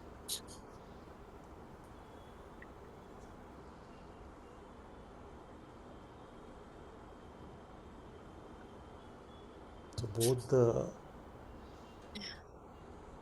inner reality and the outer play is best navigated in the hands of the Holy Lord in our hearts.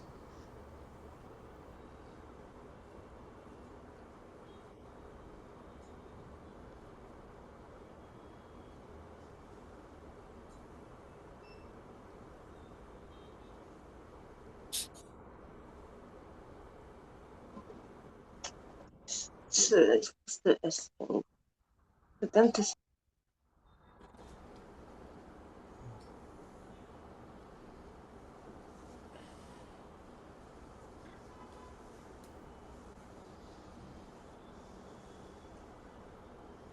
Yeah.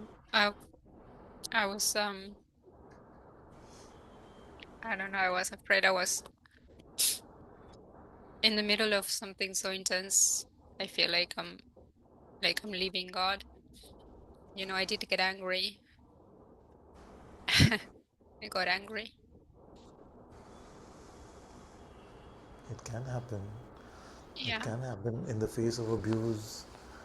Uh, these things can come up as long as, as soon as we notice that we are in the wrong place, we try to return to Him, and it's never too late to return to Him. Yeah. I have to say something else, Father, that what is happening is probably for the best, and God uses whatever means, whatever person or um to carry His will, and usually what happens, like you say, is that we're just waiting for that to be clear, and Yeah. sometimes it's the opposite. Sometimes things become clear by the Yes. grace of God through the harshest of means, and You're aware that I was waiting for a particular uh, guidance from God on a particular thing. And then while I was exactly. waiting for guidance on a particular thing, He went Exactly. ahead and did what was to It be done. was the exact same situation in this Exactly. case. I felt it was the exact same thing. It felt like, oh, at the beginning, it was like fire, but then I felt as days went by, um, I felt okay, maybe it was time, and then it was me that needed to catch up with. I was taking more Exactly. time. Um, Exactly. and sometimes God So be communicates. careful when you ask for guidance. He may give you a bonus on top of that.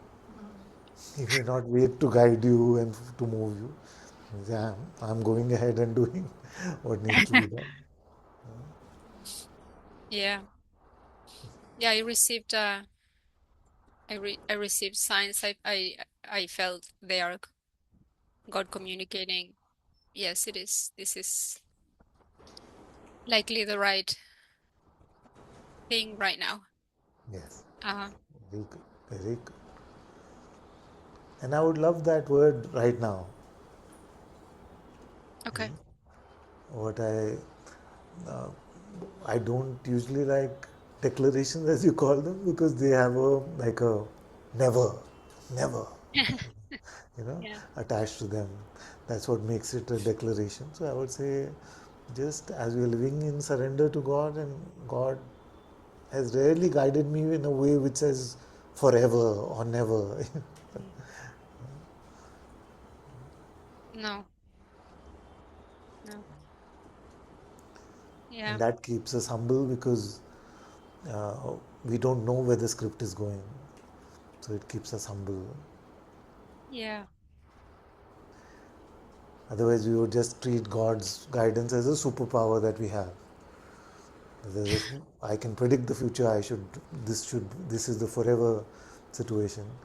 But he just says, no, for now, just take the left step or take the right step for now, and we don't know. You see? And he's very good at about turns. Okay, not that I'm predicting it in this case. I don't want you to be in any abusive situation, but No, but he has no ego about turns.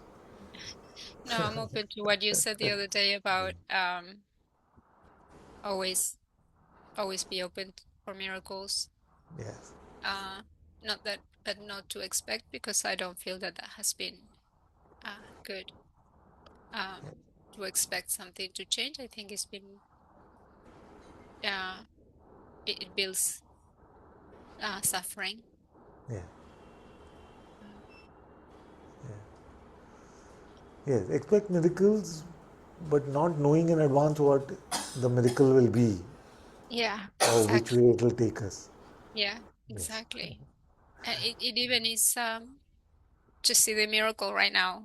I don't know if exactly. I'm No, I explaining what see I'm. it. I see it. Of Okay. course, Yeah. it's very good.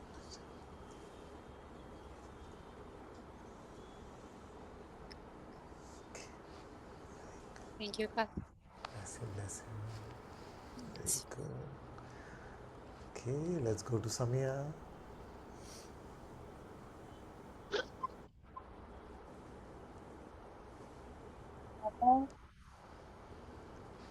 Can you Just hear me? about. Ah, very well. Yes, yes. Right. Okay, okay. Hello, Father. Hello, my child.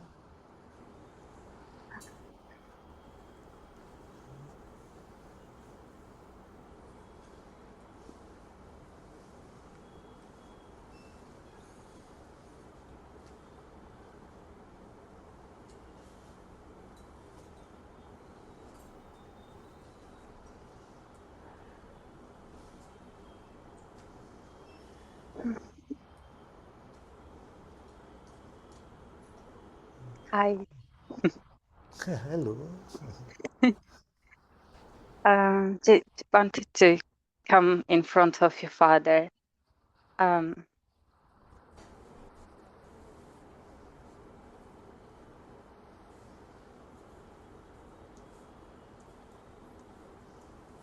Before I came to you, I was feeling heavy, but with stories. But now I they are quite dissolved.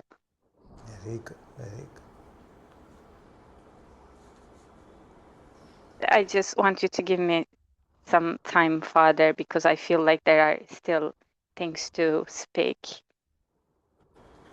Okay, so my life is changing recently a lot. I could not catch it yet, but I feel towards, of course, good. Um,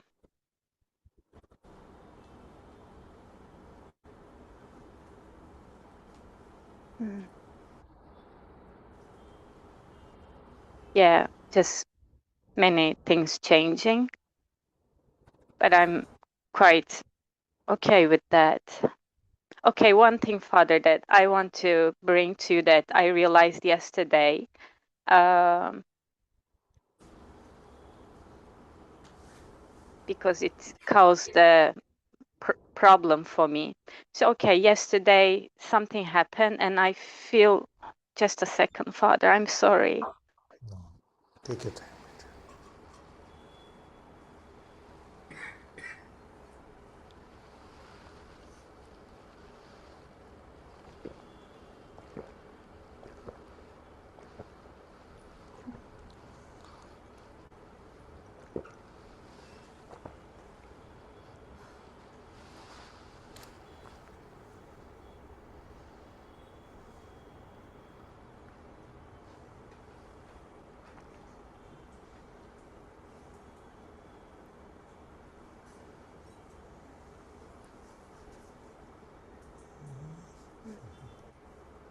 I just don't know what's happening, Father. Welcome to the club. Mm.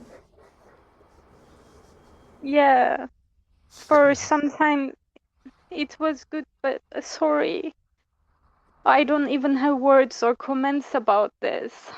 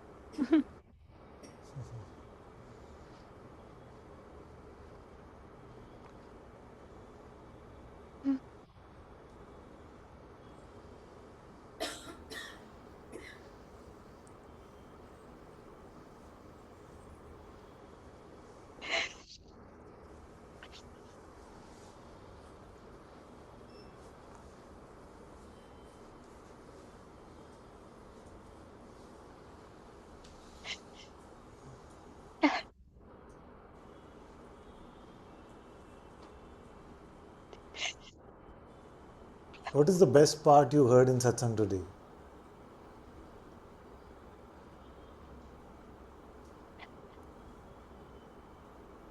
Best part I heard. I don't remember anything.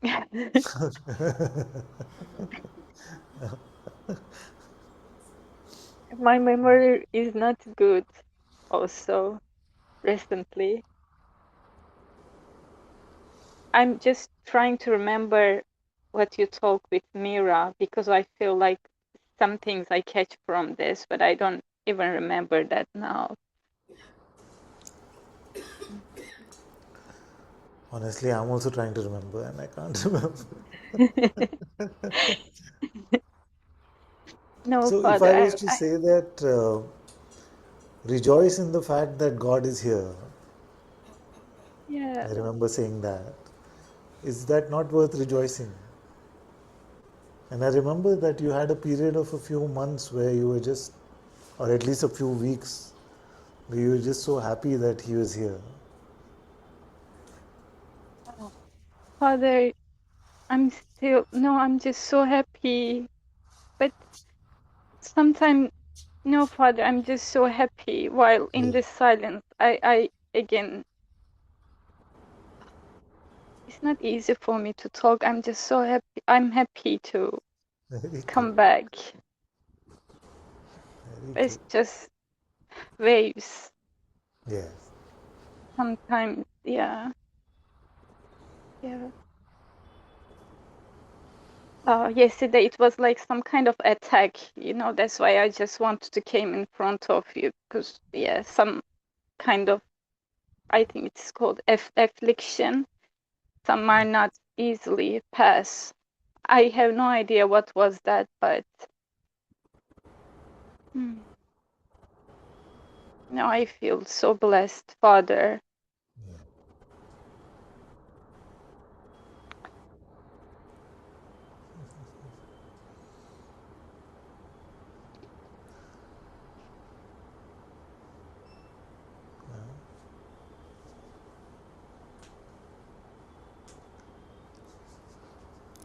sometimes when we feel so blessed, Sometimes we just have to inform our face also.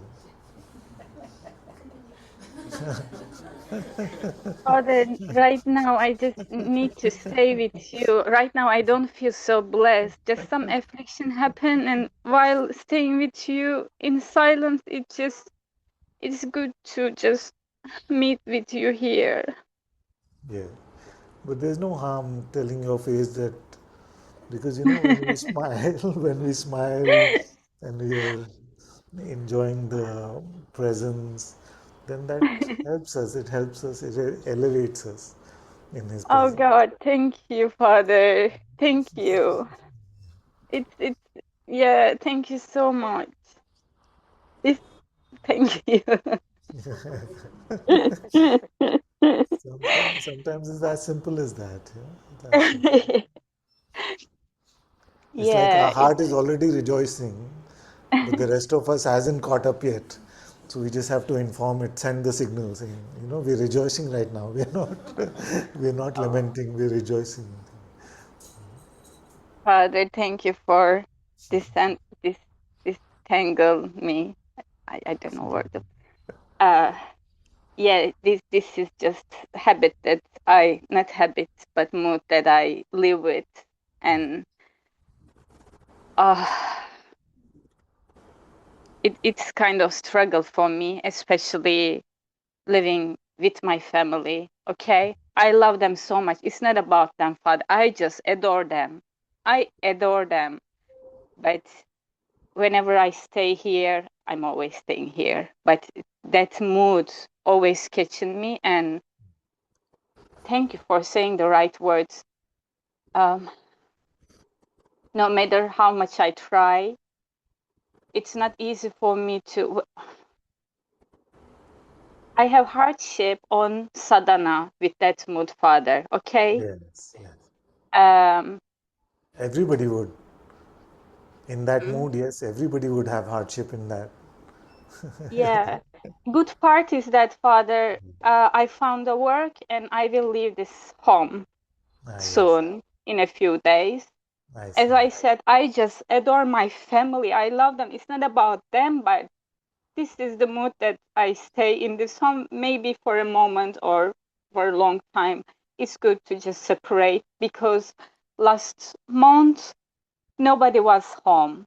And I was just shining, Father. Everything was just so easy, Father. Yeah, And yeah, after I tasted, yeah, I just want to continue like this, and already just opportunities came, so there's nothing to complain, but that's why I came to you. Sorry, it's already solved, but very good, very good. thank you for catching that, because it's not easy. Like, I cannot even do sadhana at home, but yeah, I think all will be good. Very good. Very good.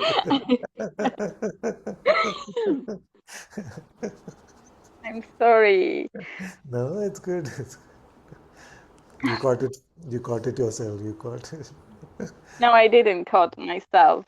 That when you said uh, all will be good in the most lamenting way, you caught yourself. No? Note that all will be good is a celebratory thing. No, I didn't caught myself. What do Okay. you mean? You notice that using all will be good in a like a very sad way, and then you started laughing Oh. because how can all will be good be said in such a sad way? Oh, Father.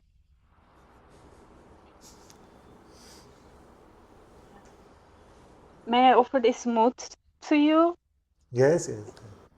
Yeah, this is the mood that I live for all my life, actually.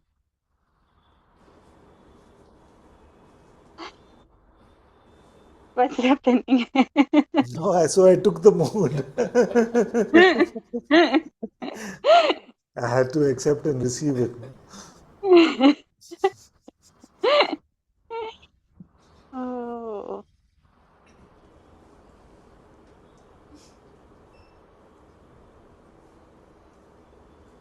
and may you please bless my mother as well, because she's the one who, who was What?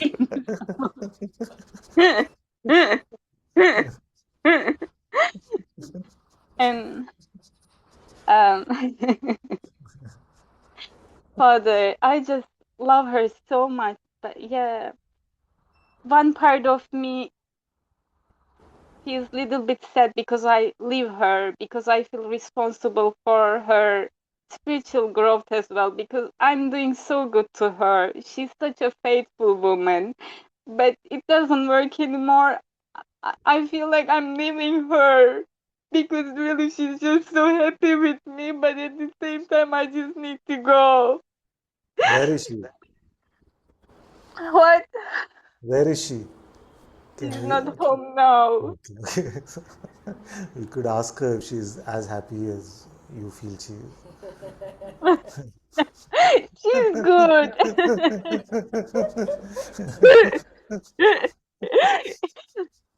She's enjoying her life, but yeah, I feel just so responsible for her. But this is also came from my childhood, some childhood trauma. But she's not same anymore. I'm not same anymore in a way. Yeah. is. Very good. Oh.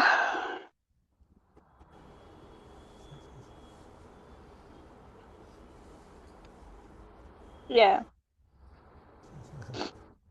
Bless you, my child. Thank you, Father.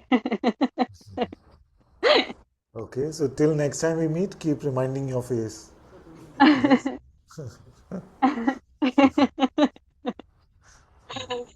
Oh. Oh. Yes. Sorry, it's just speaking from inside. It's not just face. Atma is Thank inside. The Atma on the outside.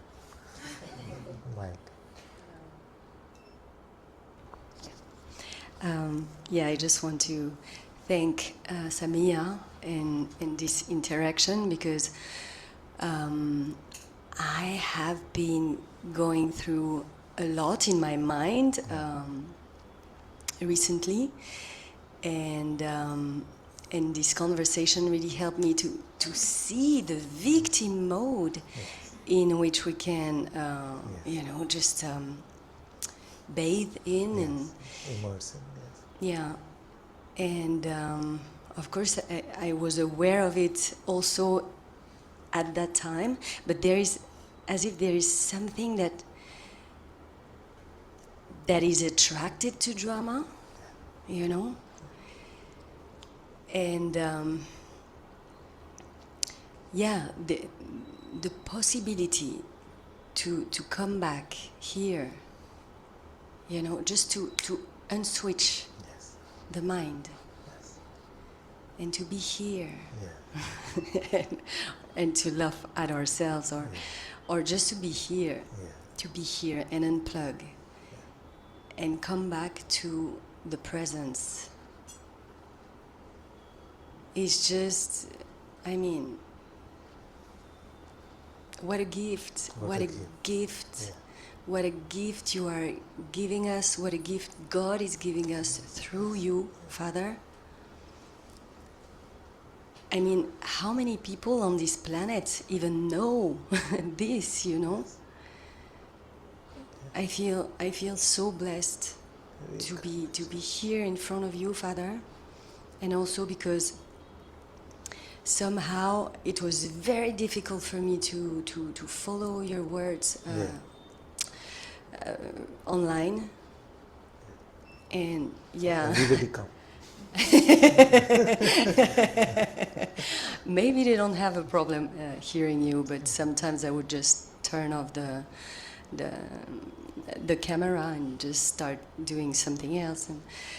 But yeah, I feel so blessed to be here, Father, and I'm very happy. oh my God.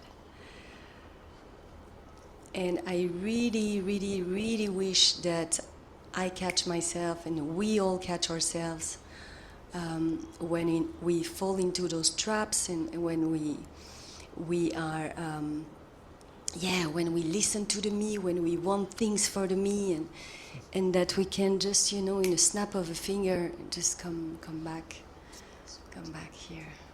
Thank you so much.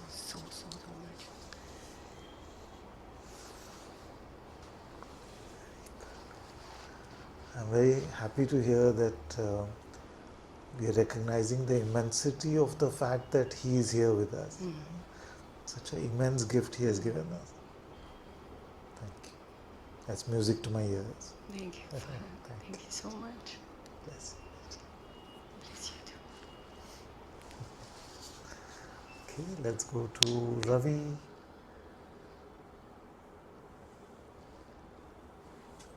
Looks like the lights went out. Ravi, are you still here, my dear? Yeah. Namaste, Father. Am I Did you audible? have a power cut?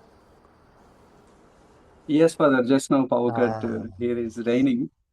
acha, Am I acha. audible to you, Father? You're audible, my dear. You're audible. Yeah.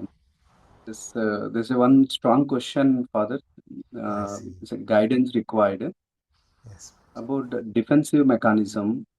Yeah. Is growing very strongly. Other side, one side, and the other side there is a recognition. The roles and responsibilities are all are gifted by God. It's very clear recognition is there. Very good. But despite of that, I see the reactions comes in situations, and the defensive mechanism is naturally. I feel that disidentification become almost challenging, and reactions are spontaneous, Yes. and couldn't find the moment, the time, that moment, not able to recognize. I'm not playing the role. I'm not holding this responsibility. Some God is driving through me.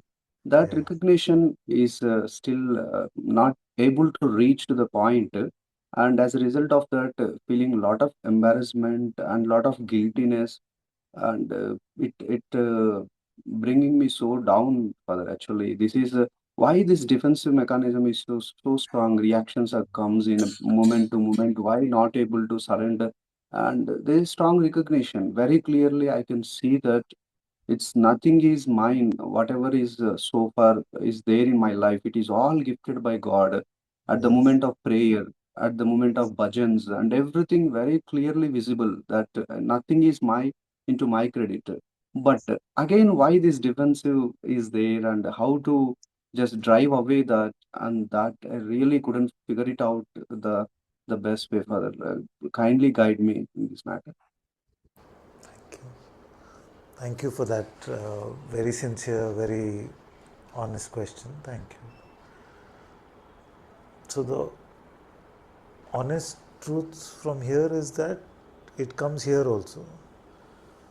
When I feel attacked on some occasions, I also forget God and I respond from this identity, from this place of being attacked and wanting to defend.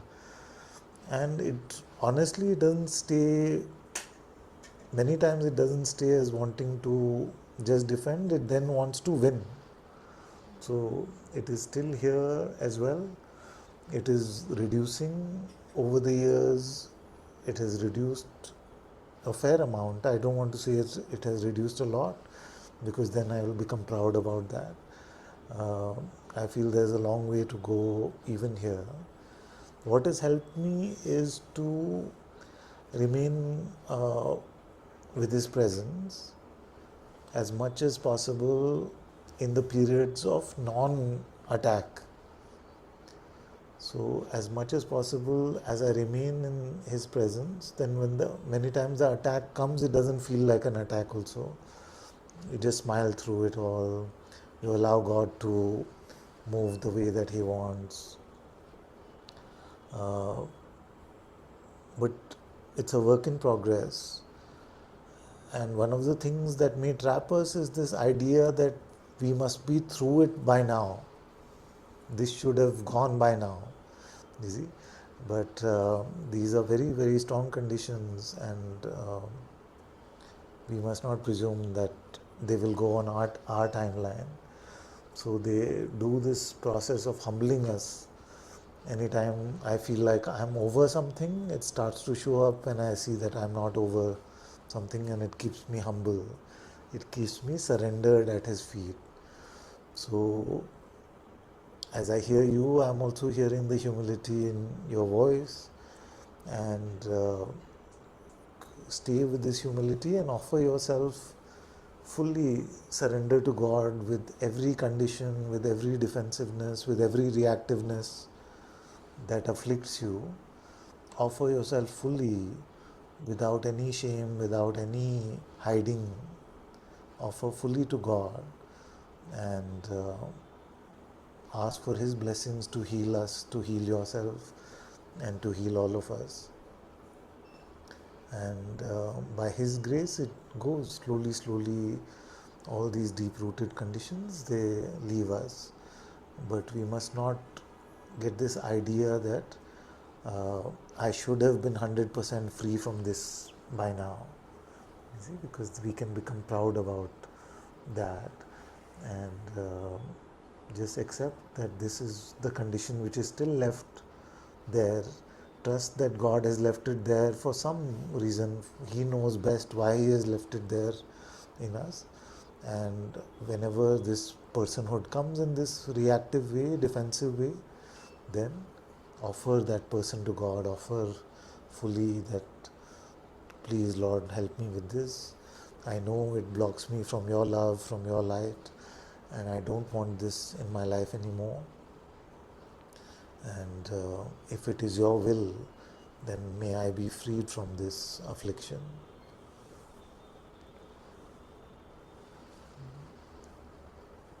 I hear you, Father. I hear you, Father. Thank you so much, and thank you for all satsangs. The today also much of discussion related to me actually. I mean, I can relate myself, Yes, yes. and it was helping so much. And the I'm able to come out that guilt feeling, and also you said now also humbling ourselves as well as the moment when attack was not there, then the surrendering to the God at all the time, that will help during the attacking time. And these are all the guidance is going to be helpful. And I understand work is in progress, and definitely I'll follow your guidance, Father. Thank you so much. And always I see your blessings, Sir, Father, with us, with me, and with all the Sangha. Thank you so much for your presence and guiding moment to moment. Thanks a lot, Father. Very welcome, and bless you, love you. All my blessings for this, whatever the situation also is. May God's grace heal it. May whatever gifts He wants to give us through our facing these difficult situations, may they be received by His grace. May we trust His will. May He carry us like little children. Bless you so much, my child.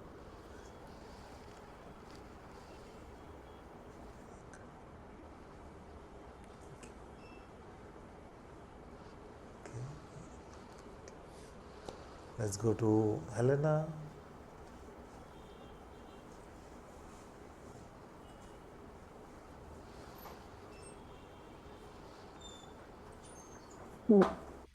Hello, my dear. Hello, Ananta-ji. Good to Thank see you so you. much. Very welcome.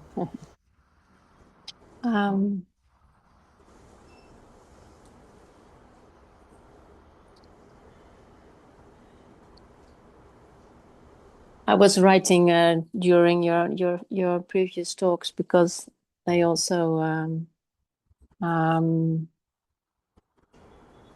touched what I wanted to bring to you. Because I found that there was it's not quite clear yet, because I have a bit of a confusion, because I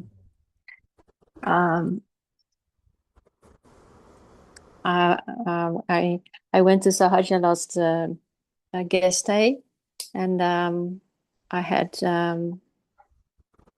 the quote that I choose was actually kind of you could bring it back to neti, like that you can see the person, and that all the rest is not true.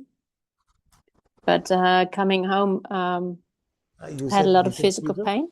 Sorry? the presence. Can you repeat that part? That the rest is not true. We can see the presence. Is that what you said?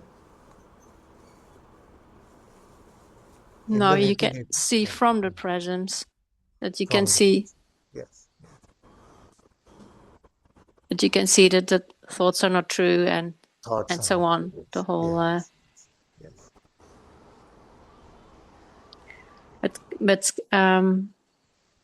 but coming home there was a lot of physical pain, I see. and I found it difficult to remain with this quote, because and that's where my confusion gets, because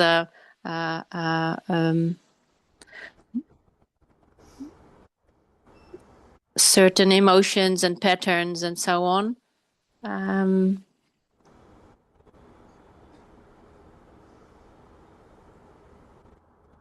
it's really hard to do.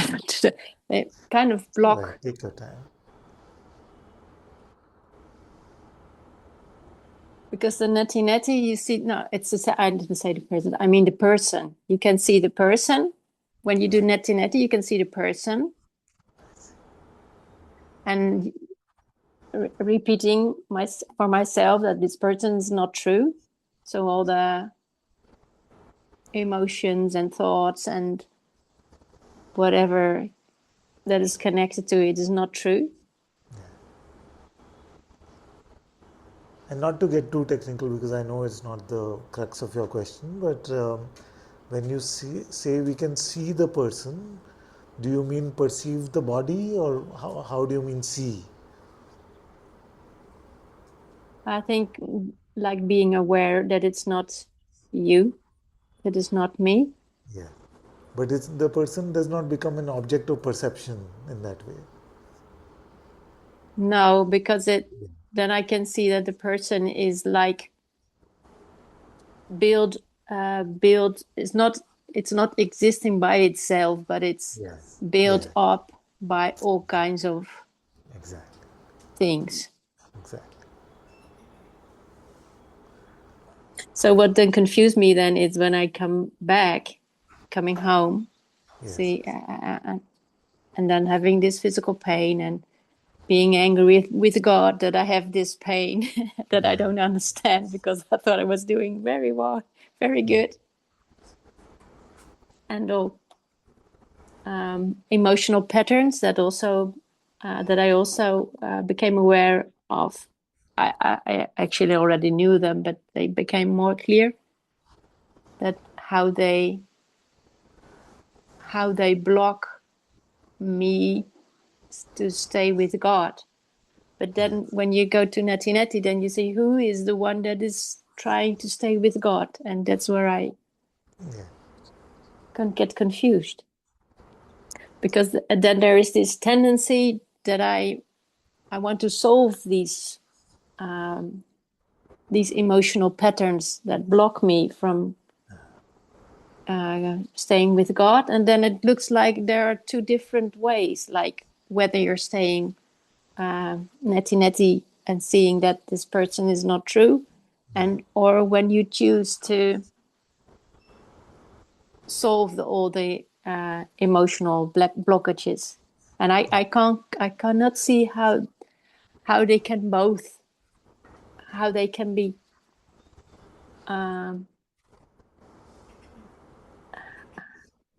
Yes, how both could work. yeah. Or how can both be valid Must you pathways? choose the one like says, oh okay, but all these emotions, it's not true, but then one part says, but I am sad because you don't take my emotions serious. Which is person, which is mind. Yeah. It's very confusing. I agree with you. It's very confusing. So what happened is that it's quite unfair, actually. No? Let's admit that. Every sage that has lived has come up with their own pathway to God. Couldn't they just have a committee and just decide on one? That's all we would all have to teach is one pathway, just neti neti. So it's so confusing. Should I love God or should I just see that nothing is reality except that which witnesses all of it? Should I just remain empty or should I deal with these blockages? Should I try to pray to God or should I do this or should I do this other process that seems to work? It is very confusing. You're absolutely right. But beyond the confusion, and maybe confusion is part of God's play to bring us to that place which is beyond the confusion. And like we were working with the sister earlier, for the moment, for now, pick the path which you feel guided to in your heart. Because all pathways are beautiful, all pathways work. We must not fall into the trap of highest, lowest, fastest, slowest, all that. Every pathway to God is holy. So uh, go to your heart where He lives and seek His guidance on what is the pathway He wants for you at the moment. And whether it is self-inquiry or it is niti-niti or to remain in the unborn, remain in the witnessing, or to look at your blockages and surrender them to God, He will guide you from there.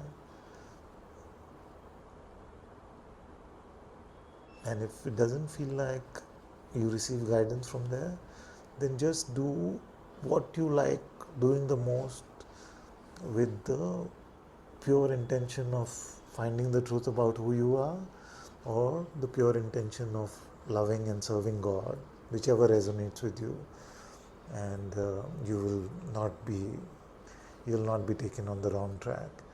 So between the two, whichever you like more, you do that. Okay. Yeah. Thank you. Very welcome. Very welcome. I pray for you. I bless you, and may God heal your pain. May you feel better. May the body become easier to carry around.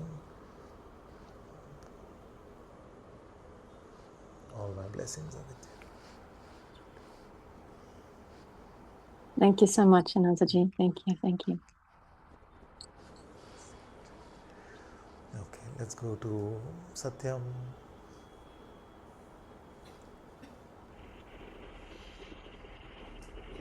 Hello, Father. Hello, my dear.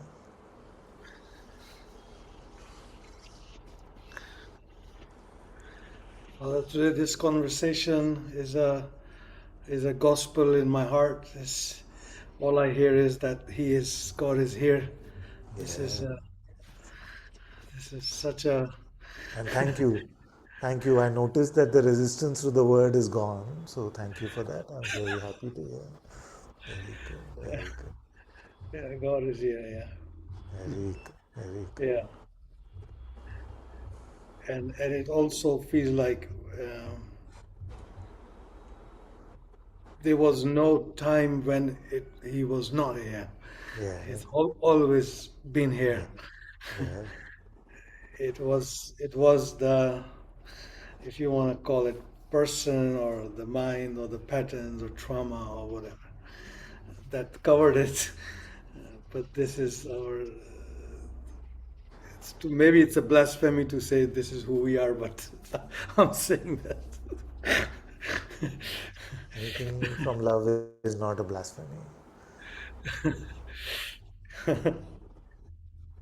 Yeah.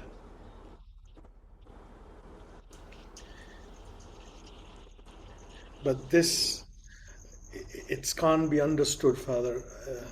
It's not. The intellect can't understand. It tries to understand it, what it is, but it's.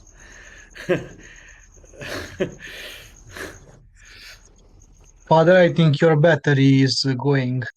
Yes, this is true. My battery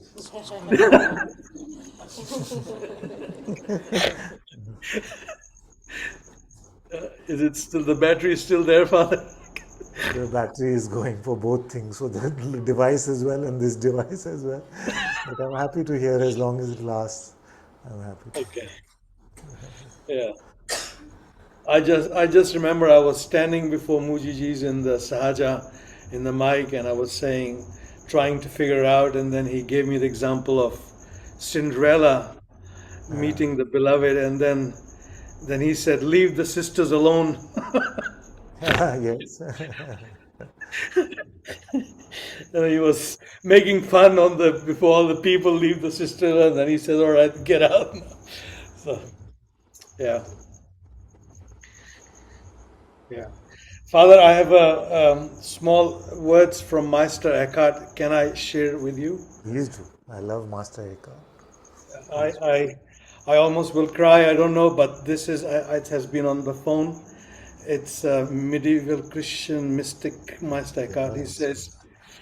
He says here, Father, when I was the forest, when I was the stream, when I was the forest, when I was still the fields, when I was every hoof, foot, fin, and wing, when I was the sky itself.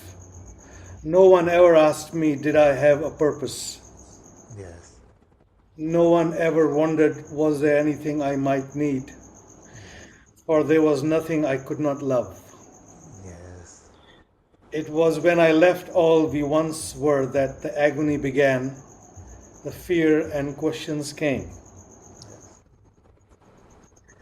And I wept and I wept. And tears I had never known before.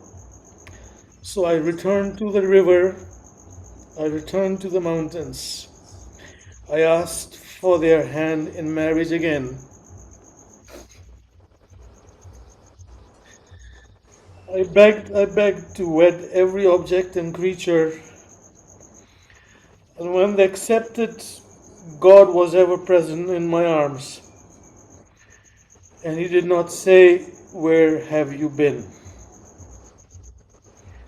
For then I knew my soul, every soul, has always held Him. Yes.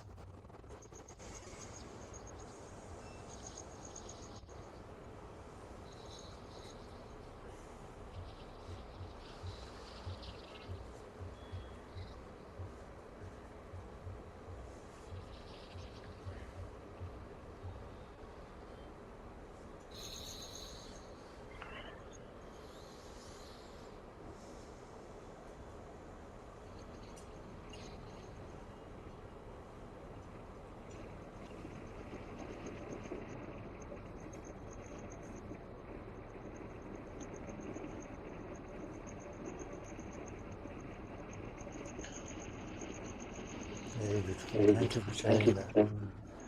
Father, I'm so grateful for your presence, and through you, this song is being sung every moment. And I have no words. And last 6 days has been also a kind of a marathon with watching Yogi Ram Surat Kumarji's videos. Oh, very good. Very good. I was chanting his name 24 hours. And, and the mind was freaking, oh, you don't have faith, you are not feeling it. It just went on, but I just didn't care. I kept on chanting. I took my guitar and I sang it in different ways because I said, so what? And your name and all names came, and but the mind was saying, oh, you cannot take that name, you can take this name. All sorts of thoughts, but I just did it, and I was calling for His grace to come in my heart, I think, and your grace, and watching you. So, thank you is just a very weak word for this, but still, as humanly possible is thank you Yes. It's a beautiful word. for reminding this innocence which has always been here.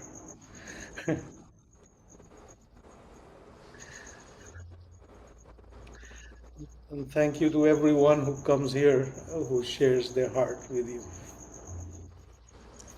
Thank you so much. Bless you always. All my love, all my love. At your feet, Father. May this deceiver comes and it gets seen. I just pray for that it gets exposed here and then. And yeah.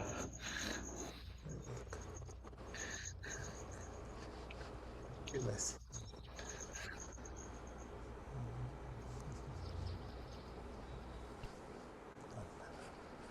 Okay, let's go to Sharwan. Sorry, to Sharat. Namaste, Father. Dear. May I have you the grace to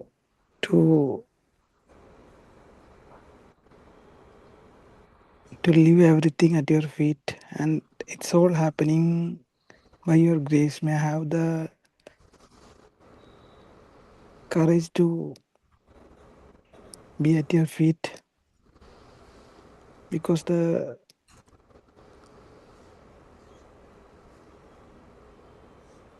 person is claiming the credit of even meeting God, even for 1 or 2 seconds. It is claiming